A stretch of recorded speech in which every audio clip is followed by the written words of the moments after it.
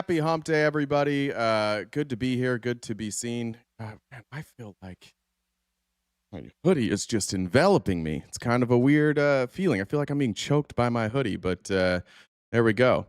I will make fan material at 1 million likes. Hey, look, if things get bad, you'll know.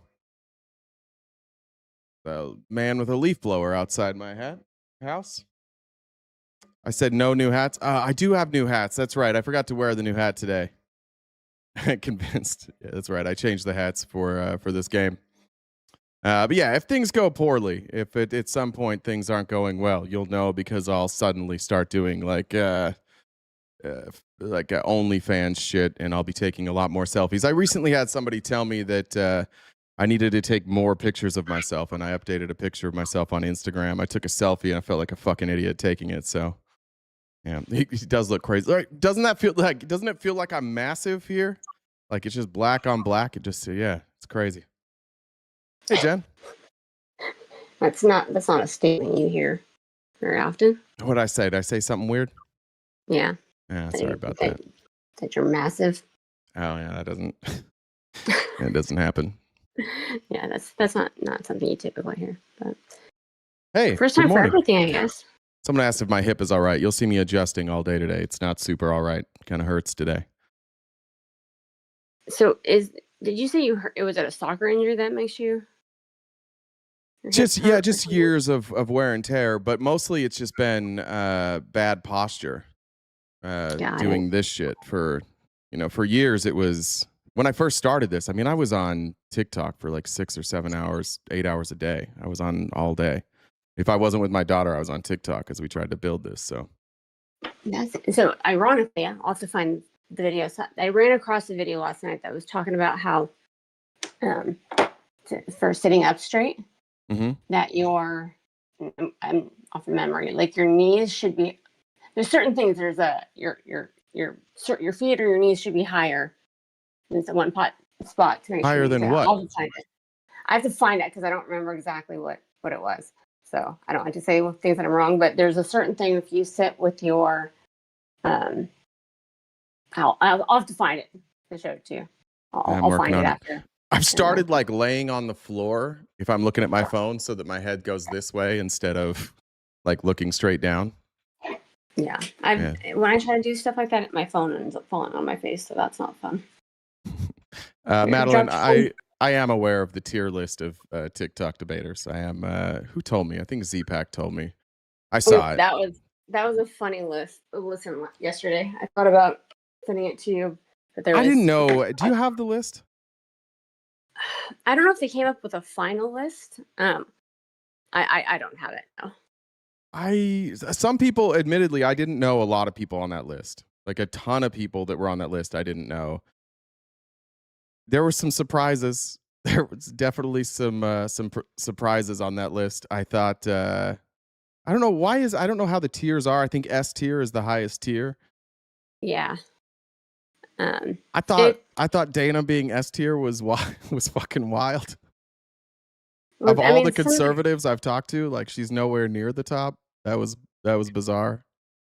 Yeah, let me see if I can find it. Someone grabbed a screenshot of the guidelines. Let me see if I can find it. Yeah, it's a list of like, I think it's ranking it's debaters specifically, right? I do like when they make these lists too. They always leave out like Dean and Parker for some reason. Like just nobody wants to admit that they're both great debaters. I don't know why. They are really, really good debaters. Is what they do.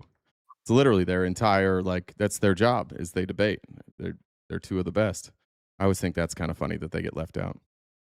Yeah, I mean, there was a whole criteria. Here it is. Who's doing the ranking?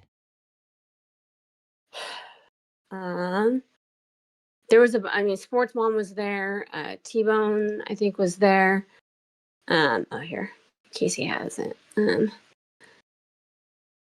T-Bone was there. Who else was there? I think Trey was there. I'm trying to think of who else.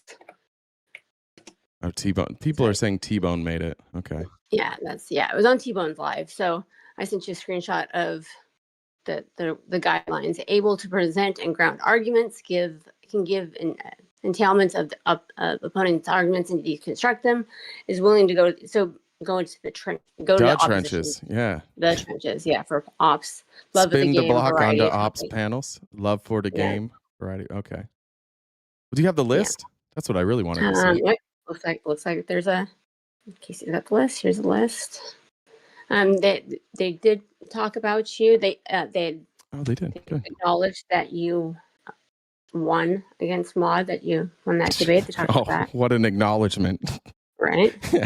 Everybody who watched that debate knew what happened.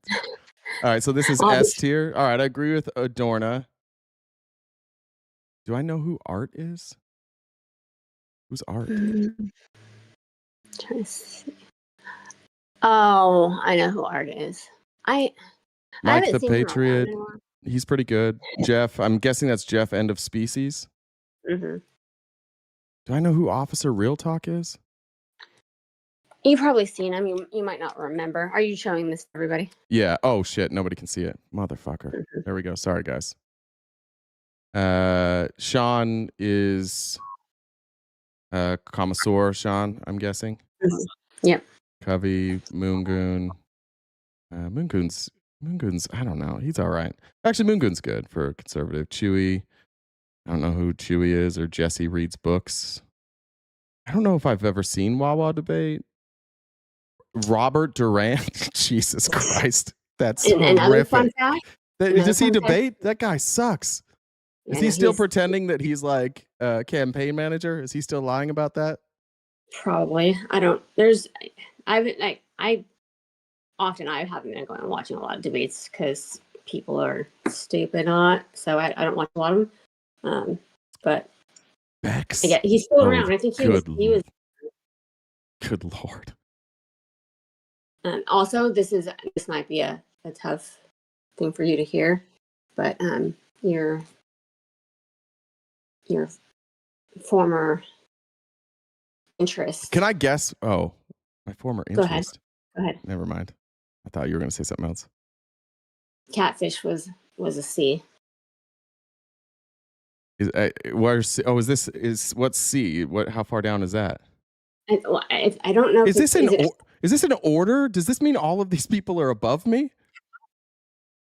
I don't know if you're actually on the list. It's right there. I don't. Right above super solid. Bluntman is a good debater. Maybe you're just all B tier. I think it's S tier. It's S tier. So everyone's an S, or all those people, and then everyone's a B or an A, and then a B, a C, all that kind of stuff. Yeah, I don't know some of these people, but Bex is tough. That might be the worst one on there. No way. Which one? Bex. That one's bad. Not my favorite. Not my favorite person for sure. Over there. Interesting. All right. Well, that was fun. Yeah, I think all of them technically should probably be above me. When was the last time I debated? It's been like a year. I mean, you've debated. It hasn't been that long. It seems like it's been a long time. When was the last one I had? Was like Conservative Lens. I guess maybe we did some like debate nights since then. Well, yeah. I mean, they're not necessarily counting like formal scheduled debates. It's more like just going on panels or whatever and debating, kind of a thing.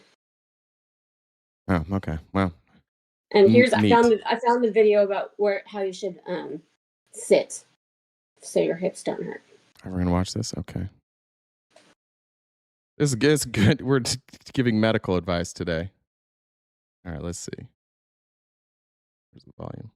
Want to sit up straight, there's one really easy principle. All right. Your knees should be lower than your hips. Oh, what the hell? I don't think the couch lets me do that. I'm too big. Exactly. So the reason that you hate sitting up straight is because no furniture is designed for you to sit up straight. Well, that means I have to lift my seat. I'll teach y'all something cool. I'm a freak. So I'm going to sit like this. So this is easy for me to sit up straight. You guys may not be able to do that. No problem. Yeah, just kneel the whole time. If you sit on the cushion. Oh, on the cushion? But yeah, like that. I got it. So half and half is right. And notice what happens to your back. Does it feel weird anymore? It doesn't feel weird, or it does? It doesn't feel weird anymore. So isn't that weird, that sitting up straight no longer feels weird? There's a really simple test that you can also do where if you sit at the edge of your chair and you put your feet out in front of you and you cross your legs, your back will naturally be straight.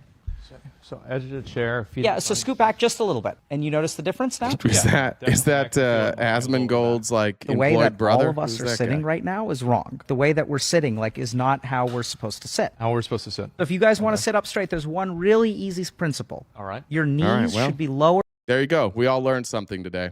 Let's learn some more things. Jen, do you have any announcements before we get going? This is a weird start to the show today. Yeah, I mean, I think it's good to come in because there's, we get more time for people to come in, realize you're live. So we're going to have some random fun facts. But yeah, no, I've got the announcements. So like everybody knows, if you're a regular, we do this each day, Monday through Friday from 9:30 till 1. We have a gift goal that we need to hit each day so that we can keep the lights on and keep coming back. So you see the pay links, Venmo, Cash App, PayPal, Super Chats, all of that go towards knocking out the gift goal. The sooner we can knock out that goal is, takes a lot of stress off of me. So that would be That means a lot less messages I have to get from Jen in the middle of it. Yeah, because even though I'm here to talk, I try not to interject too many times, but sometimes I got to. So yeah, if you guys help us knock out the goals sooner rather than later, that would be fantastic. If you guys disagree with our TP, you can come up and talk to them. How you do that is you send me a message on Discord. My Discord username is the same as the Venmo. So Jen with 2 N's, Dub with 2 B's, the number 1. The link tree in the bio. We're on most social media platforms. So we've got merch, J's on Cameo. We upload these episodes to Spotify. And if you're not a paid member, if you're not a paid subscriber, wherever you're watching, please try to become one if you can, because we have members only events that are pretty fun. We're going to watch the documentary on Manosphere Red Pill stuff on Monday. So if you guys want to join us for that. I saw Ash did that in her Discord. I was looking through notifications yesterday. So that they stole our idea before we had it. Well, I mean, I guess if we snooze, we lose. So Yeah, guess so. Thanks, Ash. So I haven't read this joke completely out loud yet, so I don't know if it's super funny, but we'll just go for it. Thanks, Jonathan. Who are the 5 most constipated men in the Bible? The 5 most constipated men in the Bible.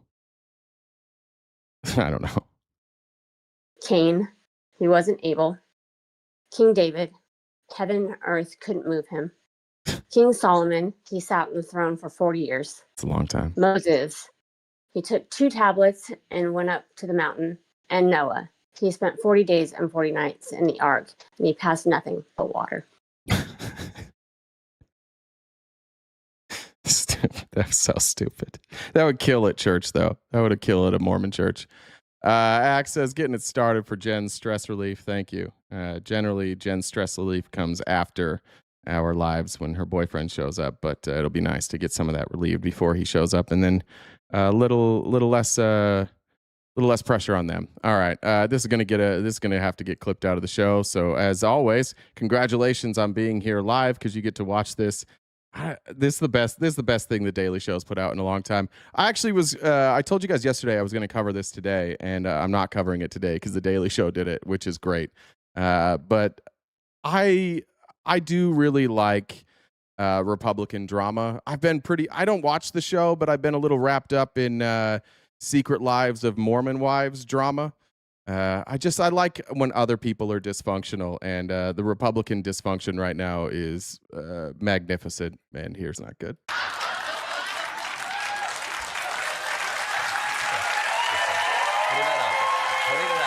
I wonder if there is a connection there between speed and dick size. Somebody needs to. Alejandro's met. We're trying too hard right now for covering Republicans accusing each other of having micro penises. Sorry, Alejandro. Wherever you find yourself when you leave this live, best of luck to you. I'm sorry that we're trying too hard. These are your people. You whiny little bitch. What are you still doing here? Learn to laugh at. This is funny. It's okay, bud. You guys can't laugh at that if you lost the election. You have to be quiet. Just laugh, bud. By the Daily Show there. Good stuff by MAGA. Great material created there by Marjorie Taylor Greene, Mark Levin, and what's her Megyn Kelly. Great job. All right. This is great. I'm sure everybody has seen this by now. It's one of the most viral videos that I've ever seen on TikTok. I think about 50 of you sent this to me yesterday, but this was on NBC News, and they went and asked Trump's voters about gas prices and the war with Iran. And as you can see, the responses here are mixed, but God bless this lady. If you could say something to President Trump and he was going to hear you right now, what would it be? You are a worthless pile of Thanks, James. And you voted for him how many times? 3 times. That was my bad. Apparently, I'm an idiot. Are you displeased with the war in Iran? Yes, it's not our war. We should not be sending our soldiers over there to get harmed when it's not about us. It's about them. Like, why are we sticking our noses where we don't belong? What do you think about the decision to... But Electric Dad said, who's the shortest man in the Bible? Nehemiah. Strike Iran. I think it was a great decision. I think somebody else should have done it a couple of years ago, the last 3 other presidents. Are you willing to pay higher prices at the pump? If The last 3 other presidents also included Trump. If that's the cost? Yeah, I'm willing to pay a little more, yeah. Why do you think gas prices going up? War. That's all I know. Are you pleased with us being in Iran? Not really. No, there should be no war. Yeah. What do you do? What do you think about President Trump? How's he doing? No comment. Did you vote? I did vote for him. Have you noticed gas prices? I want to respond to that proud atheist. You know how, so my daughter's 6 years old. She can't tie her shoes yet. She has no interest in tying her shoes, but every once in a while she'll tie her shoes. And it's a nonsense knot. She also likes to write stories, and she phonetically spells everything. When she spells something crazy, and I have to, in fact, I probably made me a gift box yesterday. I think there's something in here. There was something in here that was spelled weird. Yeah, until. She said, I love you until the end, but she spelled until INTEL, right? Like the company there. And she's 6. And so I don't go, I'm not giving you any credit for that. You do have to remember who you're dealing with. If you voted for Donald Trump 3 times and you stumble across the right answer, I'm not sure that saying let's not give them credit is the right thing. I think perhaps gentle parenting is important here. Encourage them. They haven't had, they've had 12 years, or I guess 10 years of getting the wrong answer repeatedly. Despite all evidence, they just keep getting the wrong answer. We may need to change our approach and just celebrate the fuck out of every time they get a right answer. That might be the only way to get ourselves out of this mess. And I know it hurts us internally, and it's, got to swallow our pride a little bit. But perhaps viewing them as the political toddler brains that they are would be a good way of handling this. It's going up lately. Oh, yeah. Definitely. Does that affect you at all? Definitely. Absolutely. My husband, he drives diesel, so that's like $2 more. What do you think about the U.S. decision to go into Iran? I think we got to do what we got. Yeah, that's right. Allowing them grace for finally getting it isn't the same as fully embracing them. True. Right? Like, I'm not going to have my daughter type out my outline. I'm not going to hand her the reins. She drove a golf cart the other day and she only bumped into a couple of things. I'm not giving her the keys to my car. But I'm going to celebrate that she only bumped a few things on the golf cart, and we're going to stick to the golf cart there. I agree with you. You don't have to put them in power, but just a little attaboy once in a while for them might make things better. Got to do to keep this country safe. So, and if it means paying a little bit more in gas right now to keep everybody safe, then that's what we got to do. That's right. Kayla said, we're the adults in the room. We have to act like it and drink about it later. Kayla's going to drink hers with an Alani energy drink and coconut cream. And then I just assume vodka in there. I don't know what you put in. All right. This was a cool concession speech. In the Illinois 9 district, we know that all sorts of fuckery was being played, including AIPAC, obviously, trying to keep Kat Abugazela out of office. And she did lose. It was a close race. And her concession speech was awesome. I really liked this, so I'm going to play it. But we didn't win. And it really fucking sucks. We came really close, and it sucks. But something Thanks, that Deborah. no one in power even expected would be possible at all. I need to stress to every single person in this room that this does not mean that the last year has been for nothing. Tens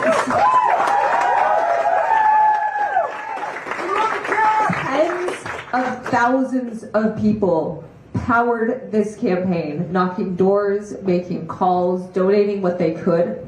We fed and clothed thousands of people across the 9th District. We forced our opponents to the left and to be more aggressive against this administration. We did all of this to... That's important. The Democratic Socialists and the progressive left has forced the Democratic Party to embrace really popular ideas like not being cucks to Israel. It's forced the Democrats to start talking about things like healthcare and ending Citizens United. What she's saying is absolutely true. She didn't win, but she forced people to take new positions, and that's a huge win for a grassroots campaign that started basically on the internet, was up against insane amounts of money.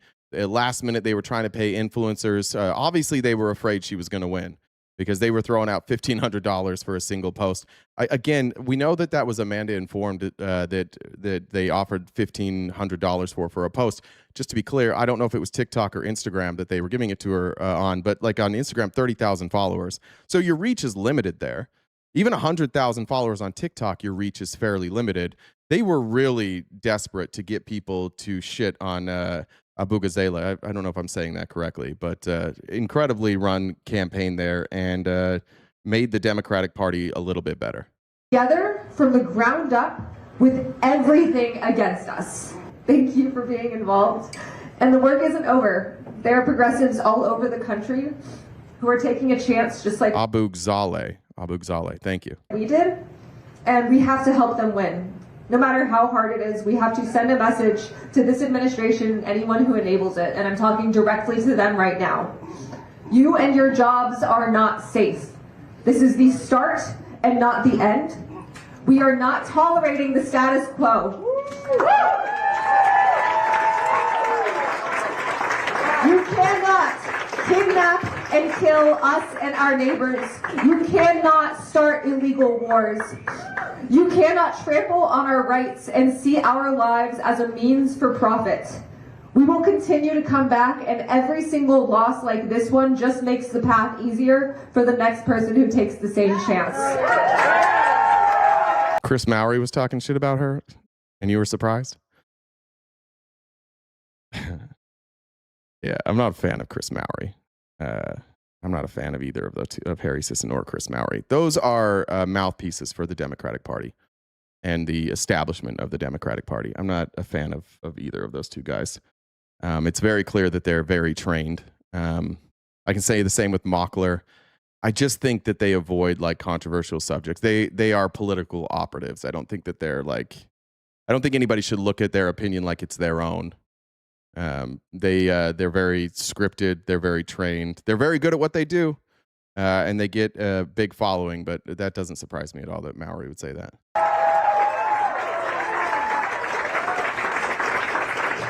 We are not done, and I am not going anywhere. When I said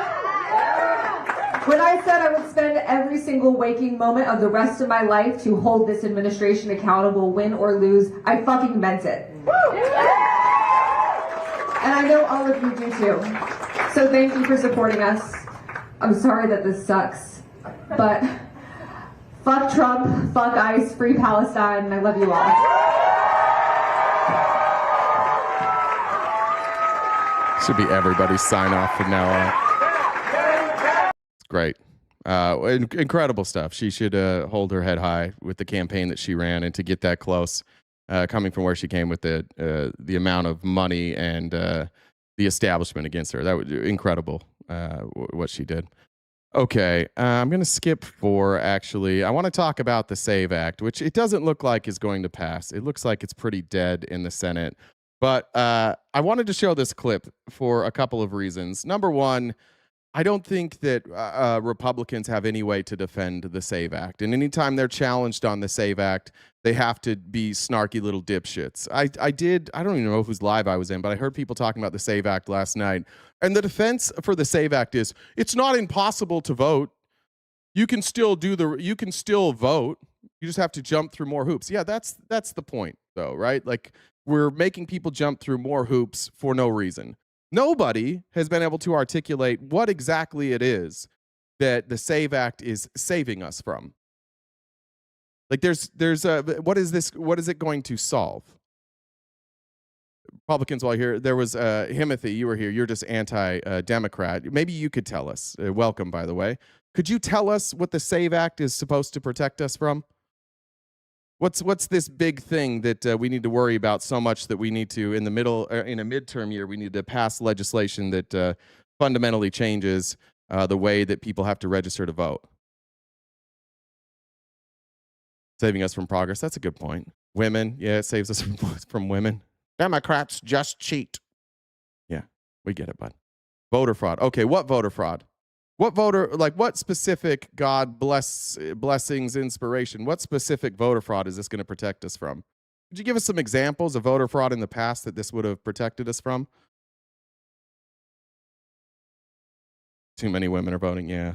Well, I appreciate you being honest.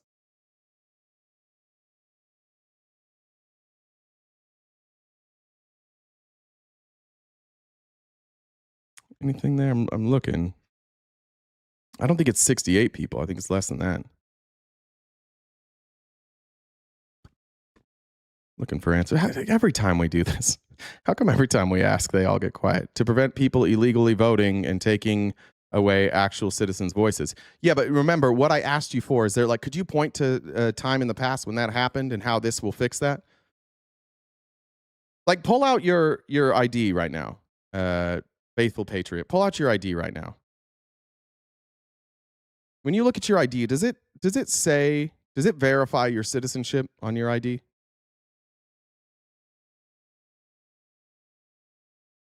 And if it doesn't verify your citizenship, because mine doesn't, I live in Arizona.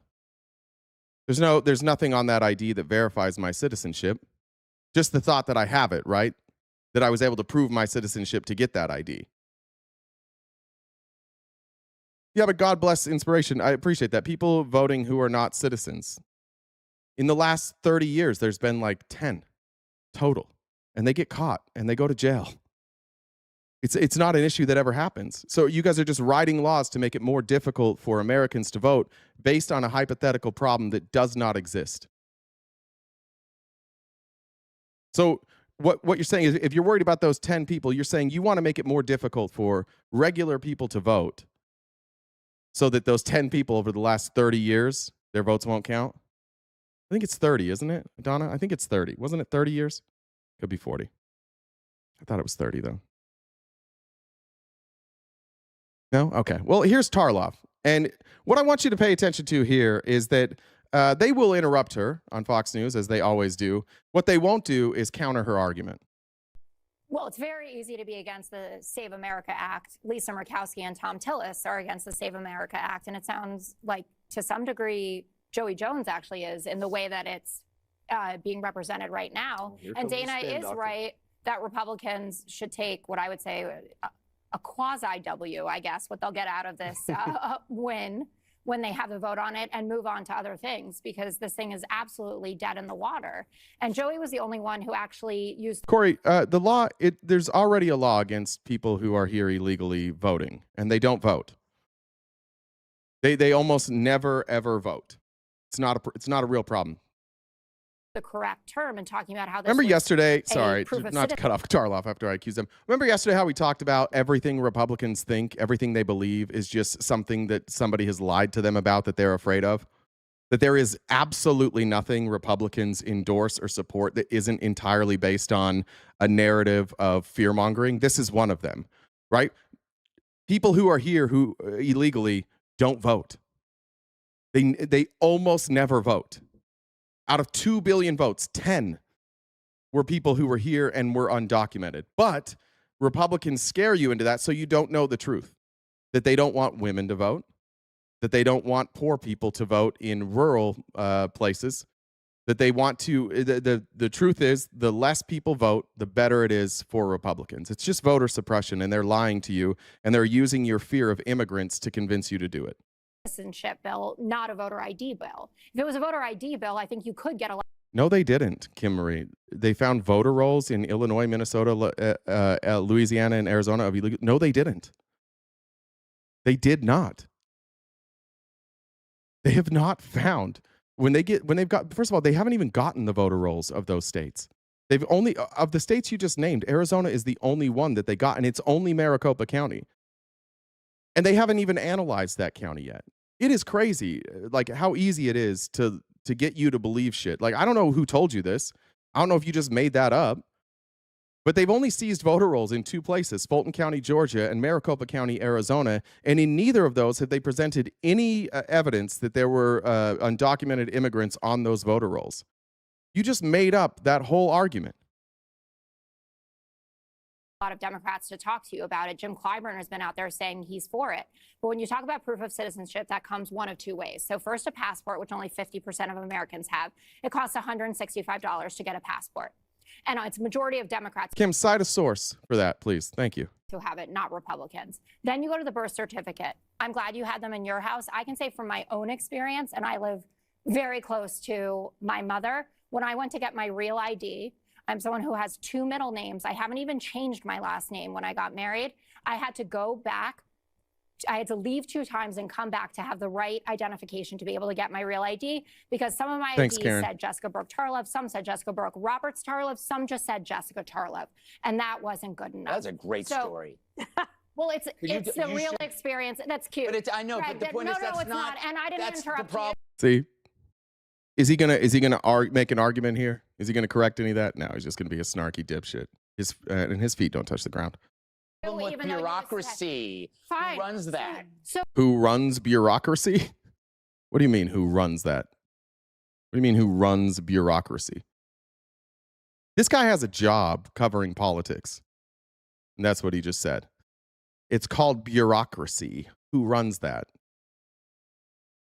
Bureaucrats who are appointed by presidents usually? Doge it, but also doge this bill. There is an opportunity for Democrats to get out there and to own this in their own way. Corey, to say, relax. This is what a real voter ID bill should look like, where you accept a number of different kinds of IDs, where tribal IDs count, because the way that the Save America Act is formulated, you need a tribal ID that actually has a date on it, and majority of them don't. Then you say we're for automatic voter registration, and that also that Election Day is a national holiday, because you want to make it easier for people to vote, not harder. Now you have There ideas. are some on it. We've always had that idea. No. Again, why are you interrupting me? I let you Because it's talk. fun. Because Okay. you act like I don't act like somehow I act like somebody that knows what the Save America Act actually says and what it would require and who it would disenfranchise. Gutfeld's like, I don't do homework.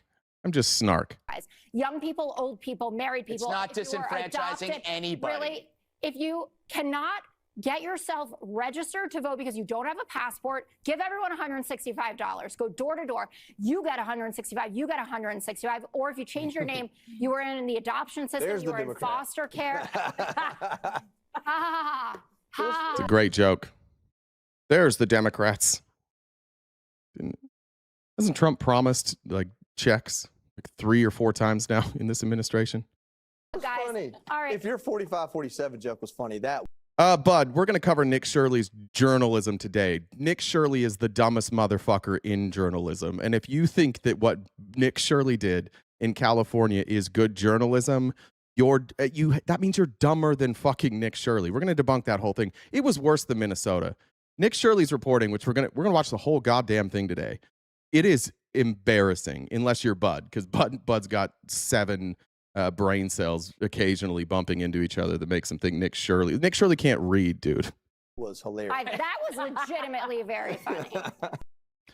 It says if you're not a real American, you can't vote. That's like, if you mean not a real American, you mean if you're not a citizen. That's already the law. How do you not know that that's the law? That's crazy. Now, again, they will lie to you and they will say that this is about voter ID. It's not. They will also tell you that Democrats are against voter ID. They're not. Here's Ted Lieu to explain. I'm not opposed to voter ID requirements. Bo, Nick Shirley has exposed $0 in fraud. You're dumb as fuck. 0 of the companies in Minnesota that he exposed have been proven to have committed any fraud. 0. He has exposed $0 and 0 cents in fraud. That's how easy it is to lie to you guys. Go look it up. Go check. Go look at every business that he exposed in Minnesota and find out how many of them committed fraud. It's 0. Requirements for voting. I'm opposed to stupid voter ID requirements. And the SAVE Act is insane because you know what it does? It's going to say for most people your driver's license doesn't count for you to be able to vote.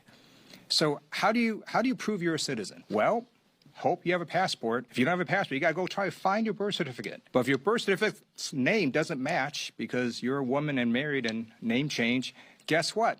Doesn't count. So all these people, women and people who don't have passports. Oh, I'm sorry. The Democrat prosecutors are scared to prosecute. I'm sorry, Sam Mav. Are you unaware that the Department of Justice took that over? Are you unaware that the Department of Homeland Security sent in their own investigators? That they're spending millions of dollars on their own and they have found nothing. In fact, the only people who have found fraud in Minnesota are the Democrat prosecutors in Minnesota who have been prosecuting these people for like a decade now. God damn, it's easy to lie to you folks. Are going to get disenfranchised immediately. And that's why I agree with Senator Lisa Murkowski, who was a no on the SAVE Act, because she says it's going to hurt her own constituents. You have all these people who can't vote because they can't prove. All right, Seb, we won't respond to you anymore. You got it. They're a citizen. And it's not that easy to prove you're a citizen because, again, in most places, your driver's license will not work and you can't use a student ID. There's all sorts of IDs that people cannot use. And then what exactly is a problem that they're trying to solve? If the problem is undocumented immigrants voting in elections, that is an infinitesimal problem. Just go and research on the internet. It is so small. And why is that? Because undocumented immigrants want nothing to do with the government. Because, again, to vote, not only do you have to vote, you have to first register. How many undocumented immigrants can go, yes, I'm going to give all my information to the government that's trying to maybe deport me? No way. Undocumented immigrants just aren't going to register to vote. And if you don't register to vote, you're just not going to be able to vote because it won't match the registration roll. So this is a problem that doesn't even exist. As I just want people to understand that. It's a problem that doesn't even exist, and it's going to disenfranchise so many people. And by the way, the top 10 states with people without passports, all red states. There you go. It's actually going to hurt Republicans, which is dumb. That's why it's not going to pass the Senate. Everybody knows. Okay, let's just jump into Nick Shirley. We can get back to this other shit. Guys, it's dumber than you think. We'll skip through his dumb intro here. Is the sound... Also, he's so smart that he premieres it on X, where you get paid dick. You don't get paid very much for premiering on X, but because he's such a cuck, and maybe somebody else is paying him to do these videos, who knows? But let's get into Nick Shirley's incredible journalism. Where can we open a hospice at? Get a Maybach just like you. California, 2001 out of every $10 in the 100 actually paid for. Feedied. All right. And then you also have... That's his intro. You can look at that if you want, but here is where he's doing his actual journalism. $100,000 that you actually paid for. Let's start first by going to these daycares filled with violations that still continue to receive money from the government. So this is the location of the daycare. It's in the middle of this shopping plaza. A lot of the buildings are closed down or boarded up and have been graffitied. And then you also have just a big dumpster right here with all this garbage, and then the daycare is right there. We're gonna go in right now. All right, listen, I know that this guy lives in, like, I think in Layton, Utah, or Farmington, and it's a very wealthy place. So I know that this is unusual to him, but this is just normal. Like, these places are not expensive. That's where you would have a daycare. I don't know where he thinks daycares are going to be, but he starts off with some of these businesses are closed and there's trash near a dumpster. That's what we're starting with. We actually have a homeless person there too. Oh, no. See that? There's actually, I believe that's his mom. Somebody's sleeping here right now. Hello? You all right? Yeah. And so there is a homeless man who's sleeping right next to the daycare. He's sleeping right here, and the daycare is right there. This is not like... Yeah, you wouldn't want strangers who you don't know their motives walking up and trying to go in a daycare, would you? It's like a place where you'd want to bring your child, and it does not look suitable and set to code to be a place where children... Nick, what's not set to code there, bud? Nick just lives in a rich area. Nick's a rich white kid from Utah, and he lives in a very affluent neighborhood. So anything that isn't affluent, he's confused by. Children are enrolled. So they do have some children here. How many do they usually say they have, or what's the story with the children? The last few visits from the state have said that they have 39 enrolled. Enrolled. Now, enrolled is different than like daily attendance, right? If you have daycare, then that could be once a week. It could be once a week for an hour. It could be once a month for an hour. Your enrollment doesn't mean that at all times you have 39 people there. And right now we're seeing about 5 children. Yes. They are enrolling right now. It says Medina Learning Center is now enrolling. So let's see if little Joey can leer a little bit here at Medina. Yeah, I nailed that joke, Nick. You don't have a kid with you. Everybody knows who you are. You have a camera crew. You think that people running a daycare are going to open that up and be like, "Oh, is your child invisible? Please come on in. Is this your way too old for you girlfriend or wife?" Do you have the paperwork to enroll a little boy by the name of Joey? Yes, we'd like to enroll little Joey into daycare. Arturo, go ahead and let me know when you find fraud here that you can prove, okay? Before, I know that I'm upsetting you today, but Republicans in the chat, let me know when any of this is fraud. We'll keep track. So far, no fraud. They have as their backup facility the UMI Learning Center, and the UMI Learning Center was convicted in federal court in 2024 of having 150 ghost kids.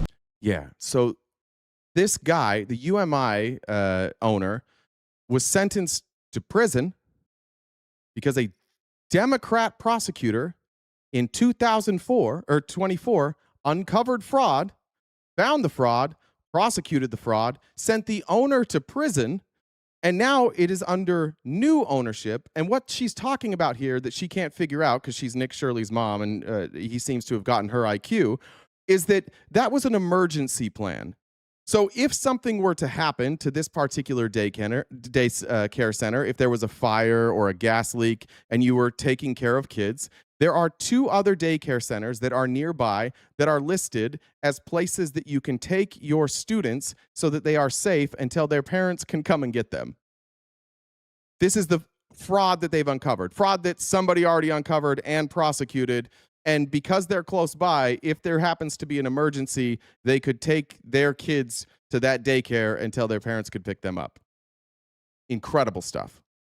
So I want to find out what the affiliation is and why. Melanie says, so the elections were secure in 2016 and 2024, but weren't secure in 2020 or right now. Wouldn't that mean the elections are not secure under Trump? Yeah. This facility is listed as the backup. Yeah, can I get the paperwork to enroll a child? Yes, I can. Great. What do you think about... Yeah. Turns out that lady didn't work there. Also didn't speak English. So they got somebody who does work there. Not the owner, just somebody who works there. Daycare is being used for fraudulent businesses to receive money from the government to say they're enrolling 39 children, 89 children, and for millions of dollars be going towards these facilities. What do you think about that? Bud, hey, welcome back today. Bud, you name one person who was arrested after Nick Shirley was in Minnesota. You have 5 minutes to find me a name of a person that Nick Shirley uncovered in Minnesota. If you can't find a name, you have 2 options. Apologize and say, I lied. He didn't uncover anything. Or we'll see you tomorrow because we'll mute you the rest of the live. As you do work in a daycare. No, it does happen. I've seen it like elsewhere. I've seen it listening to the news. Kim Marie will give you the same. We'll give you the same challenge, Kim Marie. We need a name of a person who was arrested because of Nick Shirley's work. The 98 people that have been arrested, none of them appeared in Nick Shirley's documentary that I'm aware of, but a name. And we'll give you 5 minutes as well, Kim Marie. And guys, watch for Bud and Kim Marie. If they can't give us a name that we can verify, unfortunately, guys, This is a no lying zone. And so you're going to have to be muted until tomorrow. But that'll give you plenty of time to do some research and come back tomorrow with something factual. Thank you. The card that they gave us, this is the licensee, the person who owns it. And that's so far been the only thing they've been able to give us as to how to enroll a child. A child that you don't have, a fictitious child. If you were, you know what's interesting about this? If these are fraudulent daycares, you would think that they would have no problem letting somebody in and enrolling an imaginary child. The very thing that he's accusing them of doing, all of these daycares are unwilling to do for him. Isn't that weird? Isn't that exactly what he says they do? And every time he goes somewhere to try and enroll an imaginary child, they're like, no, dude, you don't have a child. Every one of them. And then in the back corner of this parking lot appears to be the playground. Here's a bunch of garbage, and then right here appears to be the playground. Some strange things are happening outside this daycare. What's happening, Nick? There's garbage on the outside of the fence. There's multiple buildings here. What's the strange thing that's happening here? Why aren't there any mansions like in my neighborhood? Whether or not it's fraudulent, there is a lot of suspicious activity taking place. Okay, so he is now saying he hasn't found any fraud, just spotted a homeless person and some trash. Right here is Hayden Sarah Family Childcare. This is a daycare right here. Apparently they have 14 children enrolled. Tell us a little bit more about this daycare right here. We're in the middle of the hills here in San Diego. Yeah, Mom from the same place I'm from, expert mom. Tell us a little bit more about this. San Diego. So according to state records, when inspectors are... All right, let's look at this. Because they flash these by very quickly. It'll say here that the total enrolled children's 14. The census, meaning the day that they came for the visit, there was 0. This inspection began at 9:15 a.m. was done at 11 a.m. Now the inspection, if they showed the entire thing, the inspection, there's a whole note section, and they go through like all the safety protocols. And so in fact, I looked through multiple of these. A lot of times the inspectors try and come at a time when there aren't children there because they need to inspect everything. So if you go at a busy time, it's much harder to inspect. You've got an owner there who's trying to watch kids and watch you at the same time. This is not an uncommon occurrence based on what I saw. Arrived here, there were 14 kids enrolled, but 0 present. And then this place was also cited for having missing children's records and also not having a facility roster. Which they then corrected. And if you look at the notes, basically what they had is incomplete records, which they were then, like any business, told that you are not in compliance and you have to correct this or you lose their business license, your business license, and they corrected it. It's kind of weird that there's this daycare in the middle of a neighborhood. No, it's not. It's kind of normal. Hello? I was naked, okay? No, you weren't. I can sue you. Nick, no, you weren't. was like, I wasn't dressed up. I'm Muslim. Either way, it would be so funny if Nick's mom had been convicted of fraud before too, wouldn't it? That would be funny. Thank God that didn't happen. That Will said to enroll little Joey in Antifa daycare. Little Joey's gonna be thrilled. Yeah, Antifa daycare. It's totally funded by the government. You don't even have to have a real kid. Can we enroll a child into the daycare? You don't know what's going on. Well, it says there's 14 children enrolled here on the state of California. All right. It says there's 14 children enrolled here. You don't care. I do care. Then where are the children? You don't care. Where are the children at? Somebody should explain to Nick Shirley what enrolled means. It's not enough, Minnesota. You come here. Where are the children at? Where are the children at, ma'am? All right, so what she's doing is she's making a video right now. She's going to send it out all to all the other daycares. That's what you're doing. But at the end of the day. All right, so Chris Bloom, Fahima Mohand Salim. Fahima Mohand Salim. Let's look that up.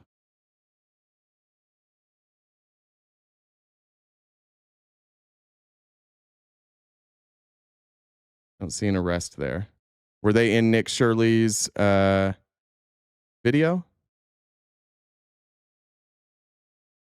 That's not pulling anything up. Did you spell it correctly?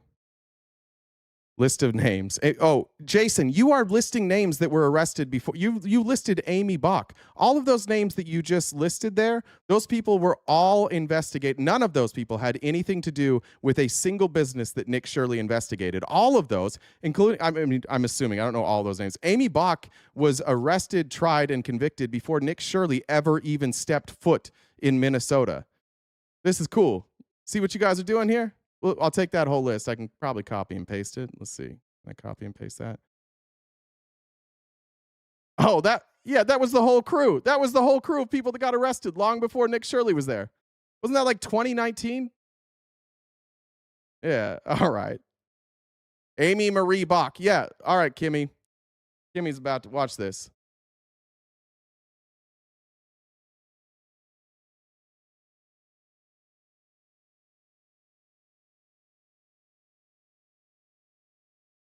What's the date there?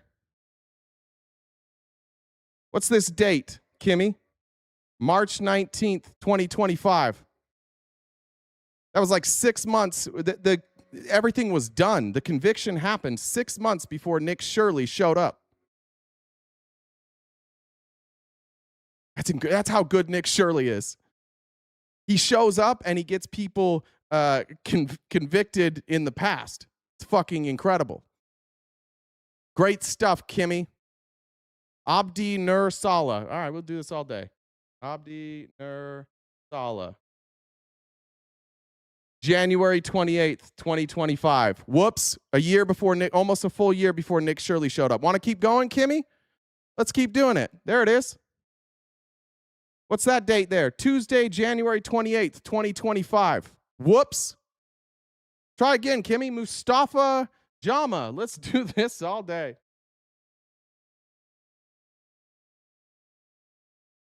Oh, that's Jamal. Is it 2 M's? February 7th, 2025. Whoops. Fucking whoops. Asha Jama, do you really want to keep doing this? This isn't going well, is it, Kimmy? Oh, same case here.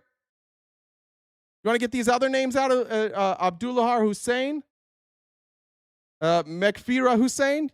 Why don't you just keep listing shit that we already knew about? You know what's crazy, Kimmy? You know what's really crazy about all of this? Is that I covered this long before Nick Shirley showed up with his dumbass crew. This was covered by every mainstream news outlet long before Nick Shirley. How's this going for you, Kimmy? Want to try again? Any more names, Kimmy?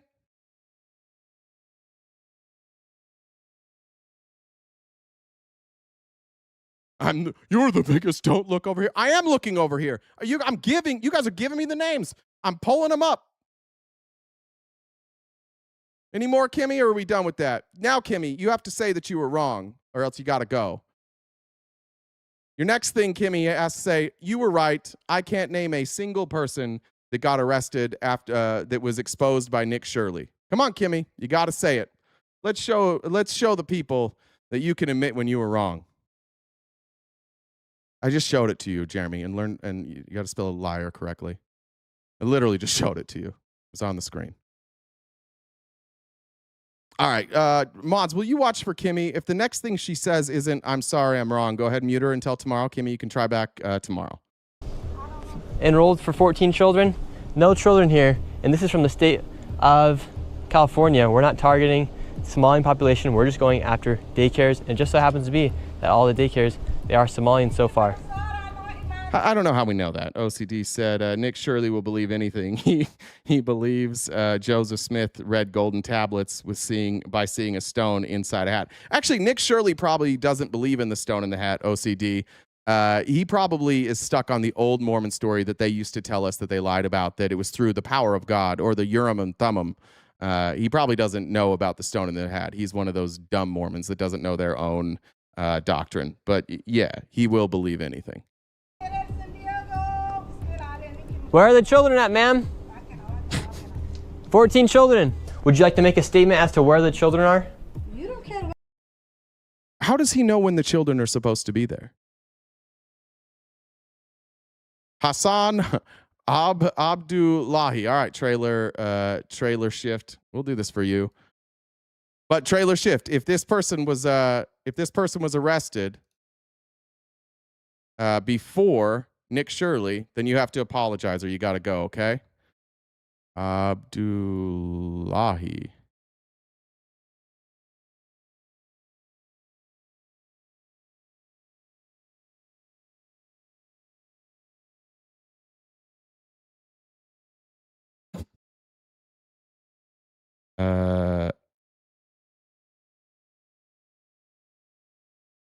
He was arrested in 2014.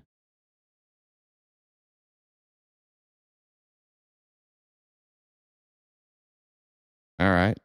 You got to admit you were wrong there. Ada Muhammad. We already did Ada Muhammad. We can show you again here. How's this going, guys?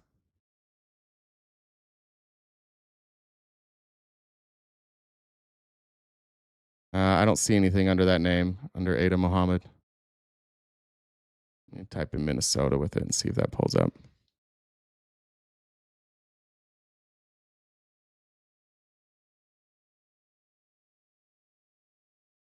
I don't see anything there. I don't know if that name's correct. All right.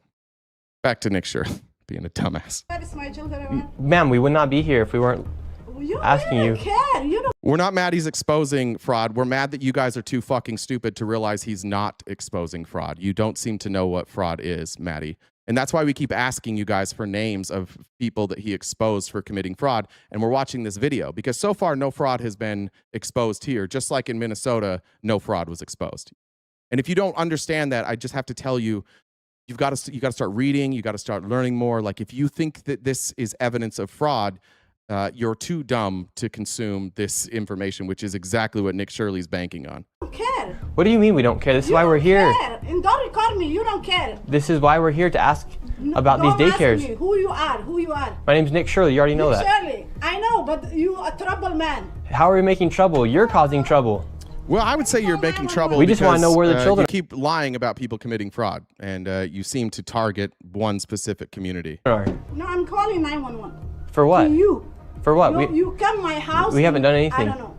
The problem with these daycares is that they receive money through a program called CalWorks, but as you see, there are no children actually there. These fraudsters are simply enrolling children on paper. I would sue the fuck out of him for defamation, for calling you a fraudster. What time is it, Nick? Have you told us what time it is?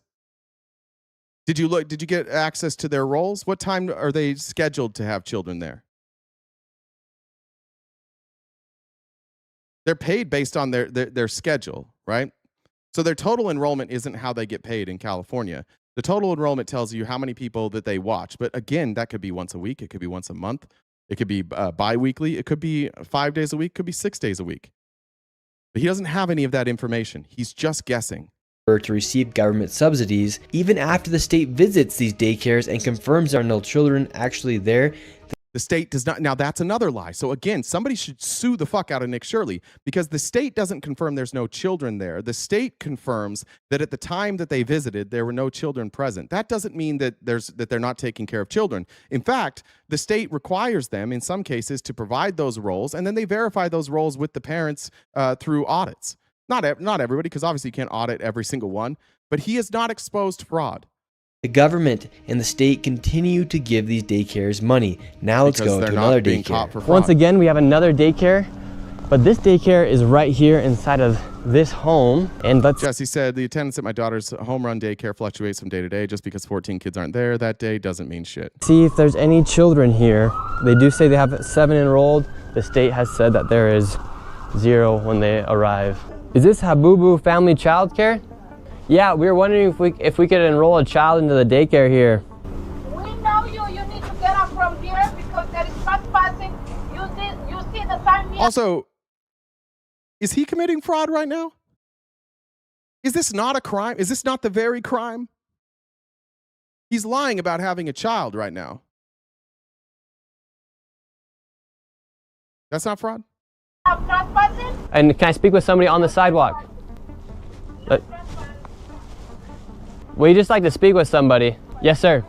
Hide the sign, please. Yes, we're right here. These are home run daycares. So yes, he's at people's houses, but they also run daycares there. Can we talk to you really quick, sir? Can I come? Oh, trying to enroll a fake child is not a crime. Got it. Thank you, Matt. Isn't that what he's exposing?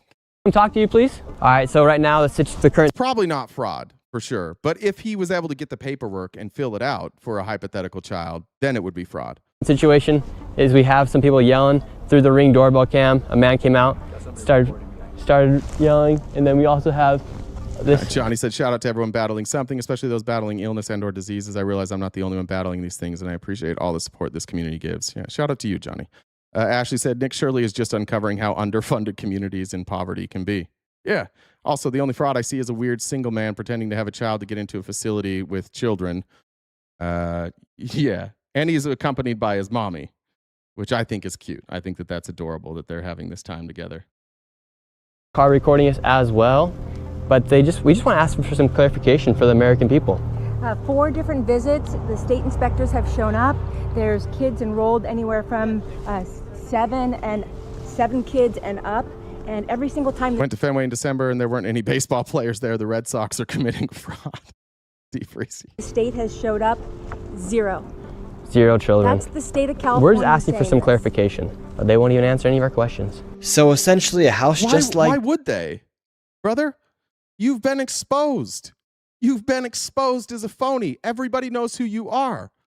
You accused a bunch of companies in Minnesota of committing fraud, and none of them were committing fraud. Why the fuck would these people answer your questions? That's crazy. This is receiving money from government subsidies without actually running a daycare. Meanwhile, they get money from the government as they run their fake daycares. Now let's go. Again, I would sue him for that. That's defamation. He's claiming these are fake daycares. Now he is in an alley, and he's going to approach 2 kids. There's a door here. You can see they're just sitting outside of a sliding glass door, which is obviously open. And he's going to speak to some kids who clearly don't necessarily understand what he's saying. And this is what's really fucking gross about Nick Shirley. To another one that's even more concerning, as kids are left all alone. Now we're at the Jama Shukri Family Childcare. This place is not in a shopping plaza. It's not anywhere near any place that looks like a place where a daycare would be. In fact, it's actually... If any of you have had a child in daycare, like, home run daycares are extremely normal. My niece, I remember picking her up from the same daycare 3 times a week. It was a home run daycare. This happens all the time. In one of these apartments right here. So they're able to have... Juliet, which companies were proven in Minnesota that were committing fraud? You have to name... Now, Juliet, welcome to the live. If you're going to participate and you're going to make claims like that, you have to tell us which company that Nick Shirley covered was caught committing fraud. And if you can't name it, then you just have to apologize. So, Mods, will you watch for Juliet? She's going to tell us which company Nick Shirley exposed. Daycares inside apartment buildings? Yes. So I've come across many of these.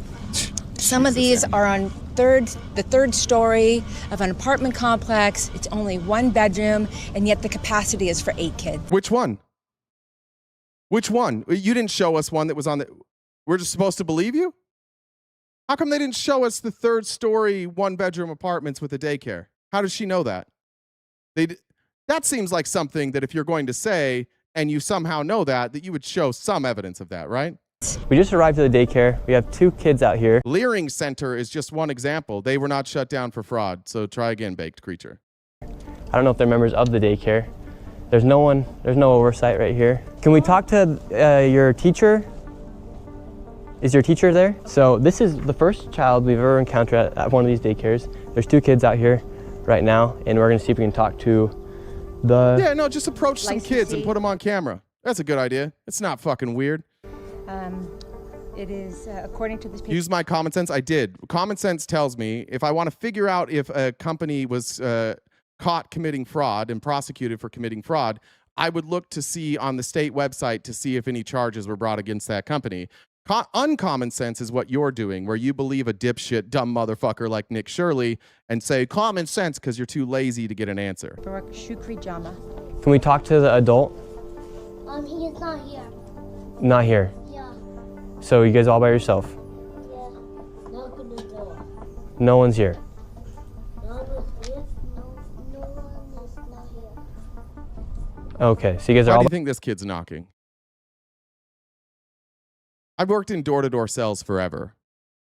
You know what everybody tells their kids? Tell your parent, if anybody comes up to the door, tell them we're not here. We don't want to talk to them. People use their kids like this all the time. I don't know if that's what happened. But certainly this also isn't evidence of fraud. You could say that this is weird.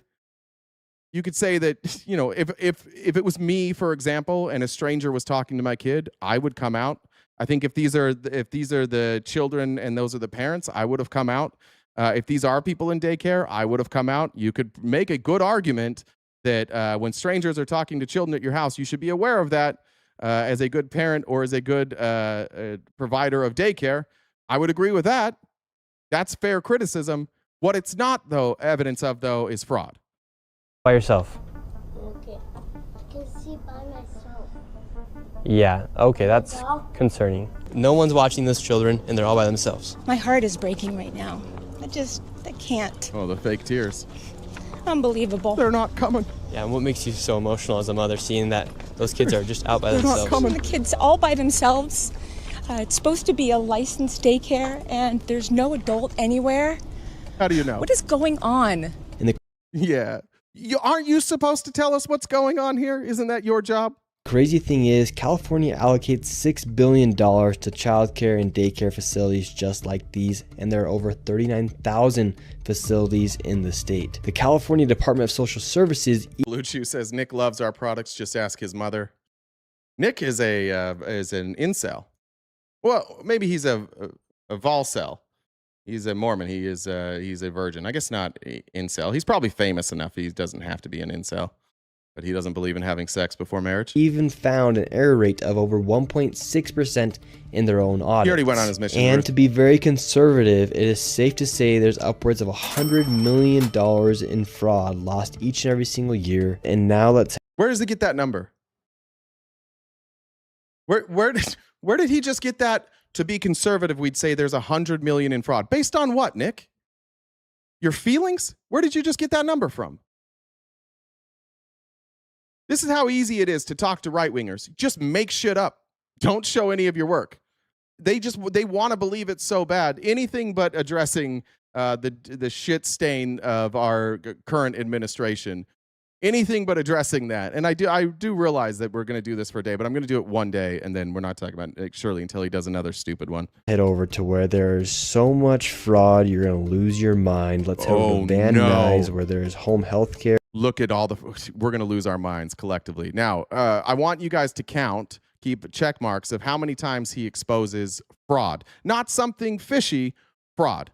And hospice fraud literally everywhere. With the fraud here, California ranks the highest for Medicare, Medicaid, Medi-Cal, whatever you want to call it. They spend the most amount of money per state, and here in LA, they have the most people. Can't believe it. I wonder what state spends the least. Probably the one with the least amount of people. What's that? Is it Wyoming? Yeah. This is just like, I honestly think like a good journalist would explain that. I really don't think Nick is smart enough to figure this out. Like I do believe that Nick thinks he's doing good journalism. I wouldn't even call Nick a grifter. I wouldn't even call Nick a liar. I don't think he's smart enough to know what he's doing. We've seen him interviewed by Andrew Callahan. He is remarkably dumb. I honestly do believe that Nick thinks he's uncovering something here. I think that he's genuine there, and that's as nice a thing as I can say about this guy. He was one of the dumbest journalists I've ever seen, though, because a good journalist would try and cover this up if you were just going to be a grifter. Like you would explain, you might make up some numbers, or you might, I don't know what fraud is. Remember in the Callahan interview, he couldn't explain what fraud is, like definitionally what constitutes fraud. He has no clue. He's that dumb. And as a reminder, if you are watching what he's doing and you're like, oh, that's fraud, you're that dumb and or dumber. 1 out of every $10 that goes towards home health care in the United States goes to a business here in LA. Right now we're in Van Nuys. This location has tons of hospice centers, home health care centers, and right now we are going to Gardens of Angels Hospice. I think you meant Tenet Media there, Dark Starking. You meant I think Tenet Media or that's, yeah, I'm definitely paid by the DNC. They fucking love me. The DNC loves me. They love all my opinions on Hakeem Jeffries and Schumer and Israel. They like me a lot. They billed $4.8 million per beneficiary. They charged $5,807 with 28.6 claims per patient and only 2 codes, which means 2 services were provided. And inside of the same location... No, there is fraud. In fact, Dan, what's going to be interesting later here is Nick is actually going to talk about fraud. In fact, Nick has covered one piece of fraud already. Nick has shown you fraud already in this video, but the fraud that they showed you was somebody who has already been prosecuted for fraud in 2023. That's the only fraud he's shown, and it's something that California already caught. There is absolutely fraud in California. Nick's not smart enough to figure out how to find it.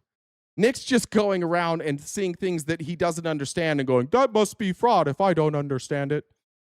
Nick, that's just a pigeon. Oh. There's also Blossom Hospice, and they received $3.4 million. Yes, Dan, of course there's fraud. There's fraud in every fucking state. Every state. There's a report that you can go view yourself. Every year, DHS puts out a report on the percentage, and it's estimates, but they have a fraud rate by state every single year. You can go look this up. Every fucking state in this country has fraud when it comes to Medicare, when it comes to hospice, when it comes to daycares, every single one. But Nick only targets Somali communities, which is, I wonder why that is. He goes to blue states with Somali communities. Of course fraud exists. Nobody is saying fraud doesn't exist, but it's like you going with me to a koi pond and being like, look at those wells. And I'm like, those aren't wells. And then I'm like, this is a well. And you're like, oh, so you're admitting wells exist? Yeah, wells exist, but that's a fucking koi, not a well. He's not showing you fraud. He's showing you nothing. And you're like, oh, fraud. That's the point.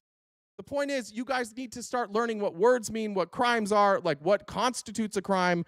He's not showing you any of that. Dollars with $6,000 per beneficiary at $927 per claim and only 1 code, which means they only provided 1 service. And it looks like there's about 15 more hospice centers inside this one plot. It's not 1 service, right? The code is like the type of client they take. And that would actually make sense. If you specialize in a certain type of client, you would use the same code. And a lot of these, like 10 to 15 clients, they're not raking it in. That we're going to right now. We have all the information with us. In some of these places, it doesn't even look like they've been registered with the CMS, which is the Centers for Medicare and Medicaid. 7 of the 4 entities have 0 SMS data, possibly shell registrations, shell companies. Huh? If they're not registered, then they're a shell. If they're not registered with CMS, they are a shell company. You may want to explain that. Let's see. Do you have to register with CMS to provide hospice? A little Google search here. Only if you're operating a Medicare certified hospice agency. So let's go back here and see. I have to pause it quickly. It goes towards home health care in the United States, goes to a business here in LA. Right now we're in Van Nuys. This location has tons of hospice centers, home health care centers, and right now we are going to Gardens of Angels Hospice. They billed $4.8 million per bed. Okay, but that doesn't say who they billed. So that could be just the total amount that they billed. That could be to insurance companies. They're not breaking that down by Medicare or Medicaid. Beneficiary, they charged $5,807 with 28.6 claims per patient. And why does he edit all this, do you think? Well, you don't know that. Aleix, let's just be clear. You're saying they're charging Medicare for service never rendered. Is he showing you evidence that they're doing that? What tells you here that they're charging Medicaid? What evidence is he showing you that these companies are charging Medicaid? Only 2 codes, which means 2 services were provided. And inside of this same location, there's also Blossom Hospice, and they received 3.4. Okay, so again, does that say that they're billing Medicare or Medicaid? $1 million with $6,000 per beneficiary at $927 per claim, and only 1 code, which means they only provided 1 service. And it looks like there's about 15 more hospice centers inside this one plaza we're going to right now. We have all the information with us. In some of these places, it doesn't even look like they've been registered with the. So these places mean that they can't bill Medicare and Medicaid. That means they are legitimate businesses, or they at least have a license, but they can't bill Medicare or Medicaid. So these people are charging either cash pay, or they're billing health insurance companies. Of course, Nick will explain that though, right? CMS, which is the Centers for Medicare and Medicaid. 7 of the 4 Services. entities have 0 SMS data, possibly shell registrations. No, that just means that they don't bill Medicare and Medicaid. Shell companies, and it's rumored that these are Armenian Russian gangs, Armenian Russian mafia. It's rumored. So we're gonna be going in there. No, he said that they billed 3.4 million. He did not. He is claiming it's from the government. He's not showing you evidence that it's from the government. Sons of Skeeter. This is why you guys get duped. He didn't show you evidence that they are getting money from the government. He showed you total amount billed. Who did they bill that to? There, and we're just gonna ask them, what's the need for all this hospice? Is there that many people dying here in LA where they need to be spending millions and millions of dollars? It's not just for people dying, but yeah, there's a lot of people on hospice. On this hospice care. All right, right now we're looking for a Garden of Angels Hospice.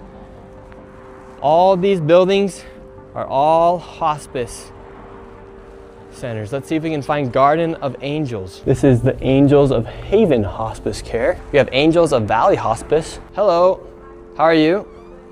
Good. We were looking for Guardian of Angels Hospice, but this one will probably do Angels of Valley Hospice. We were wondering if we could get some information to check our. California doesn't have universal health care, Juliet. Aren't you? That's good Lord. They have they provide health care for people under a certain level, but no, they don't have universal health care in California.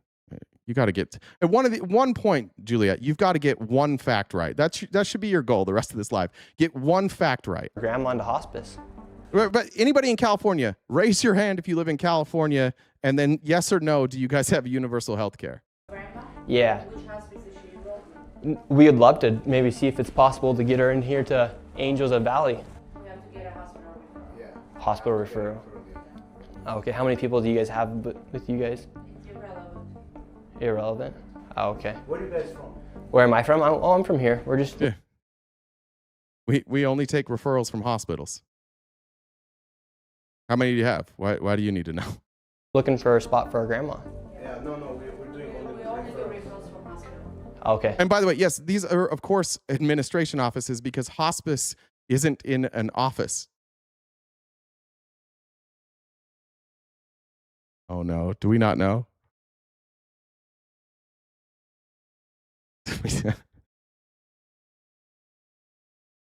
Okay.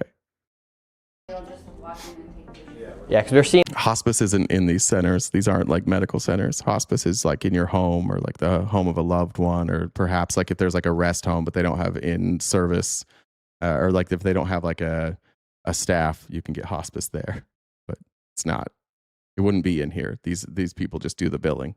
And like we got Garden of Angels, Blossom Hospice here. I don't know if they are, but this is Angels of Valley.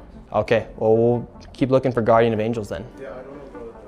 So they say they only take it from hospitals, which could be a valid response. Let's go see if we can find Guardian of Angels. This place is just filled with hospice centers and home health care centers. You have one right here, 7-star home health care, and then California law permits video recording in public spaces, but strictly regulates recording private convo without consent. California is a two-party state. Both parties must agree to be taped. California Penal Code Section 632. Ooh, we may have ourselves a problem here, Nick. Blue Chew said Nick loved. Oh, we got that. Nick loves our Blue Chew products. He does it just for the love of the game, though. He's not using it. He's just getting veiny for no reason. Oh, I forgot to check Jen's. Amber said, so does this mean does this mean because we see Trump in the files with allegations, does that mean he's guilty? Probably does, honestly. Here you have Miracle Healing Hospice. So this hospice location, Miracle Healing Hospice, in 2023, they charged $1.3 million, and per beneficiary, it was 32. Okay, who did they charge it to? Is he saying who they?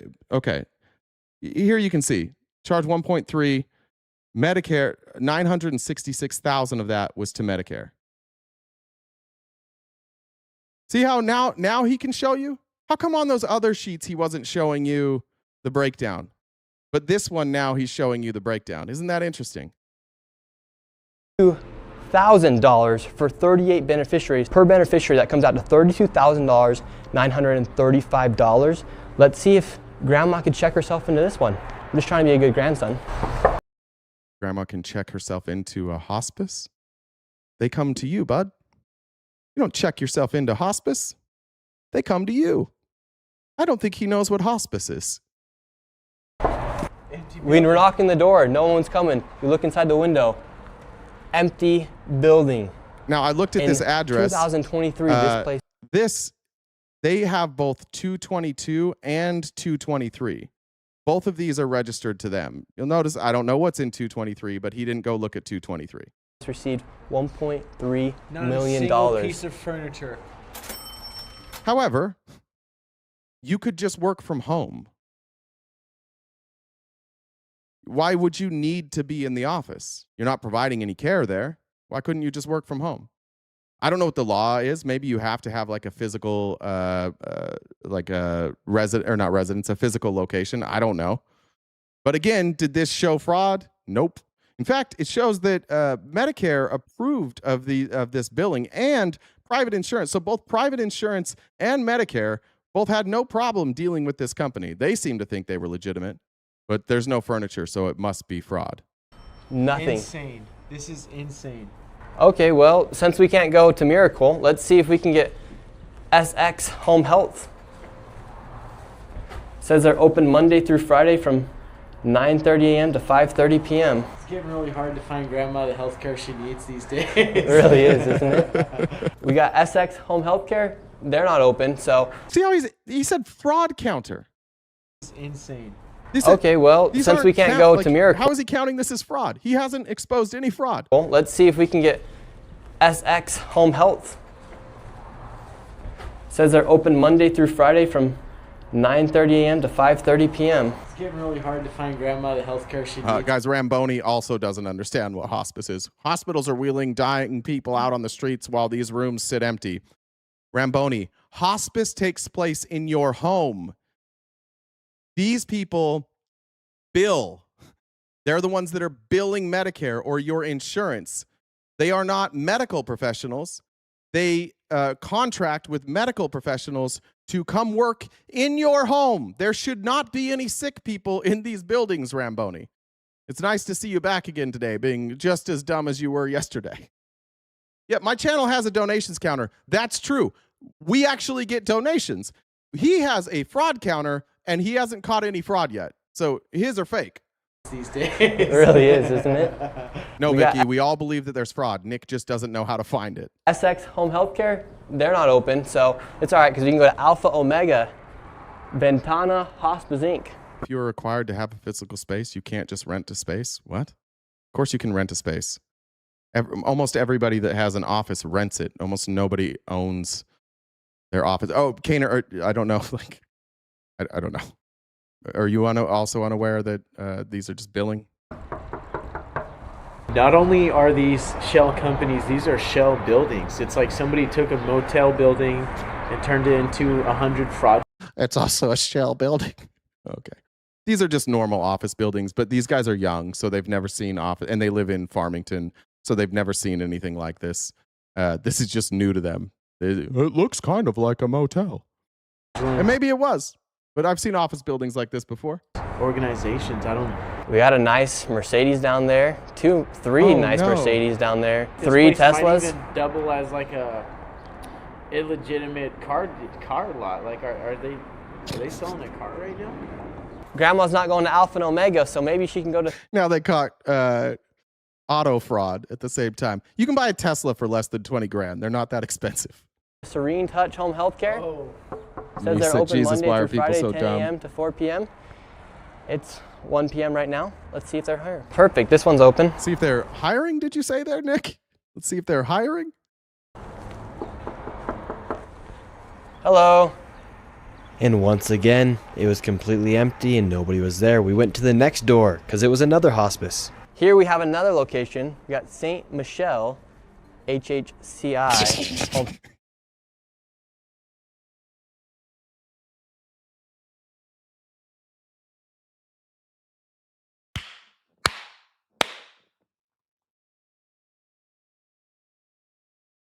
He can't read.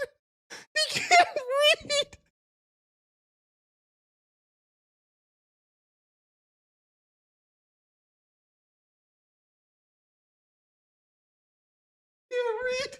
He can't read.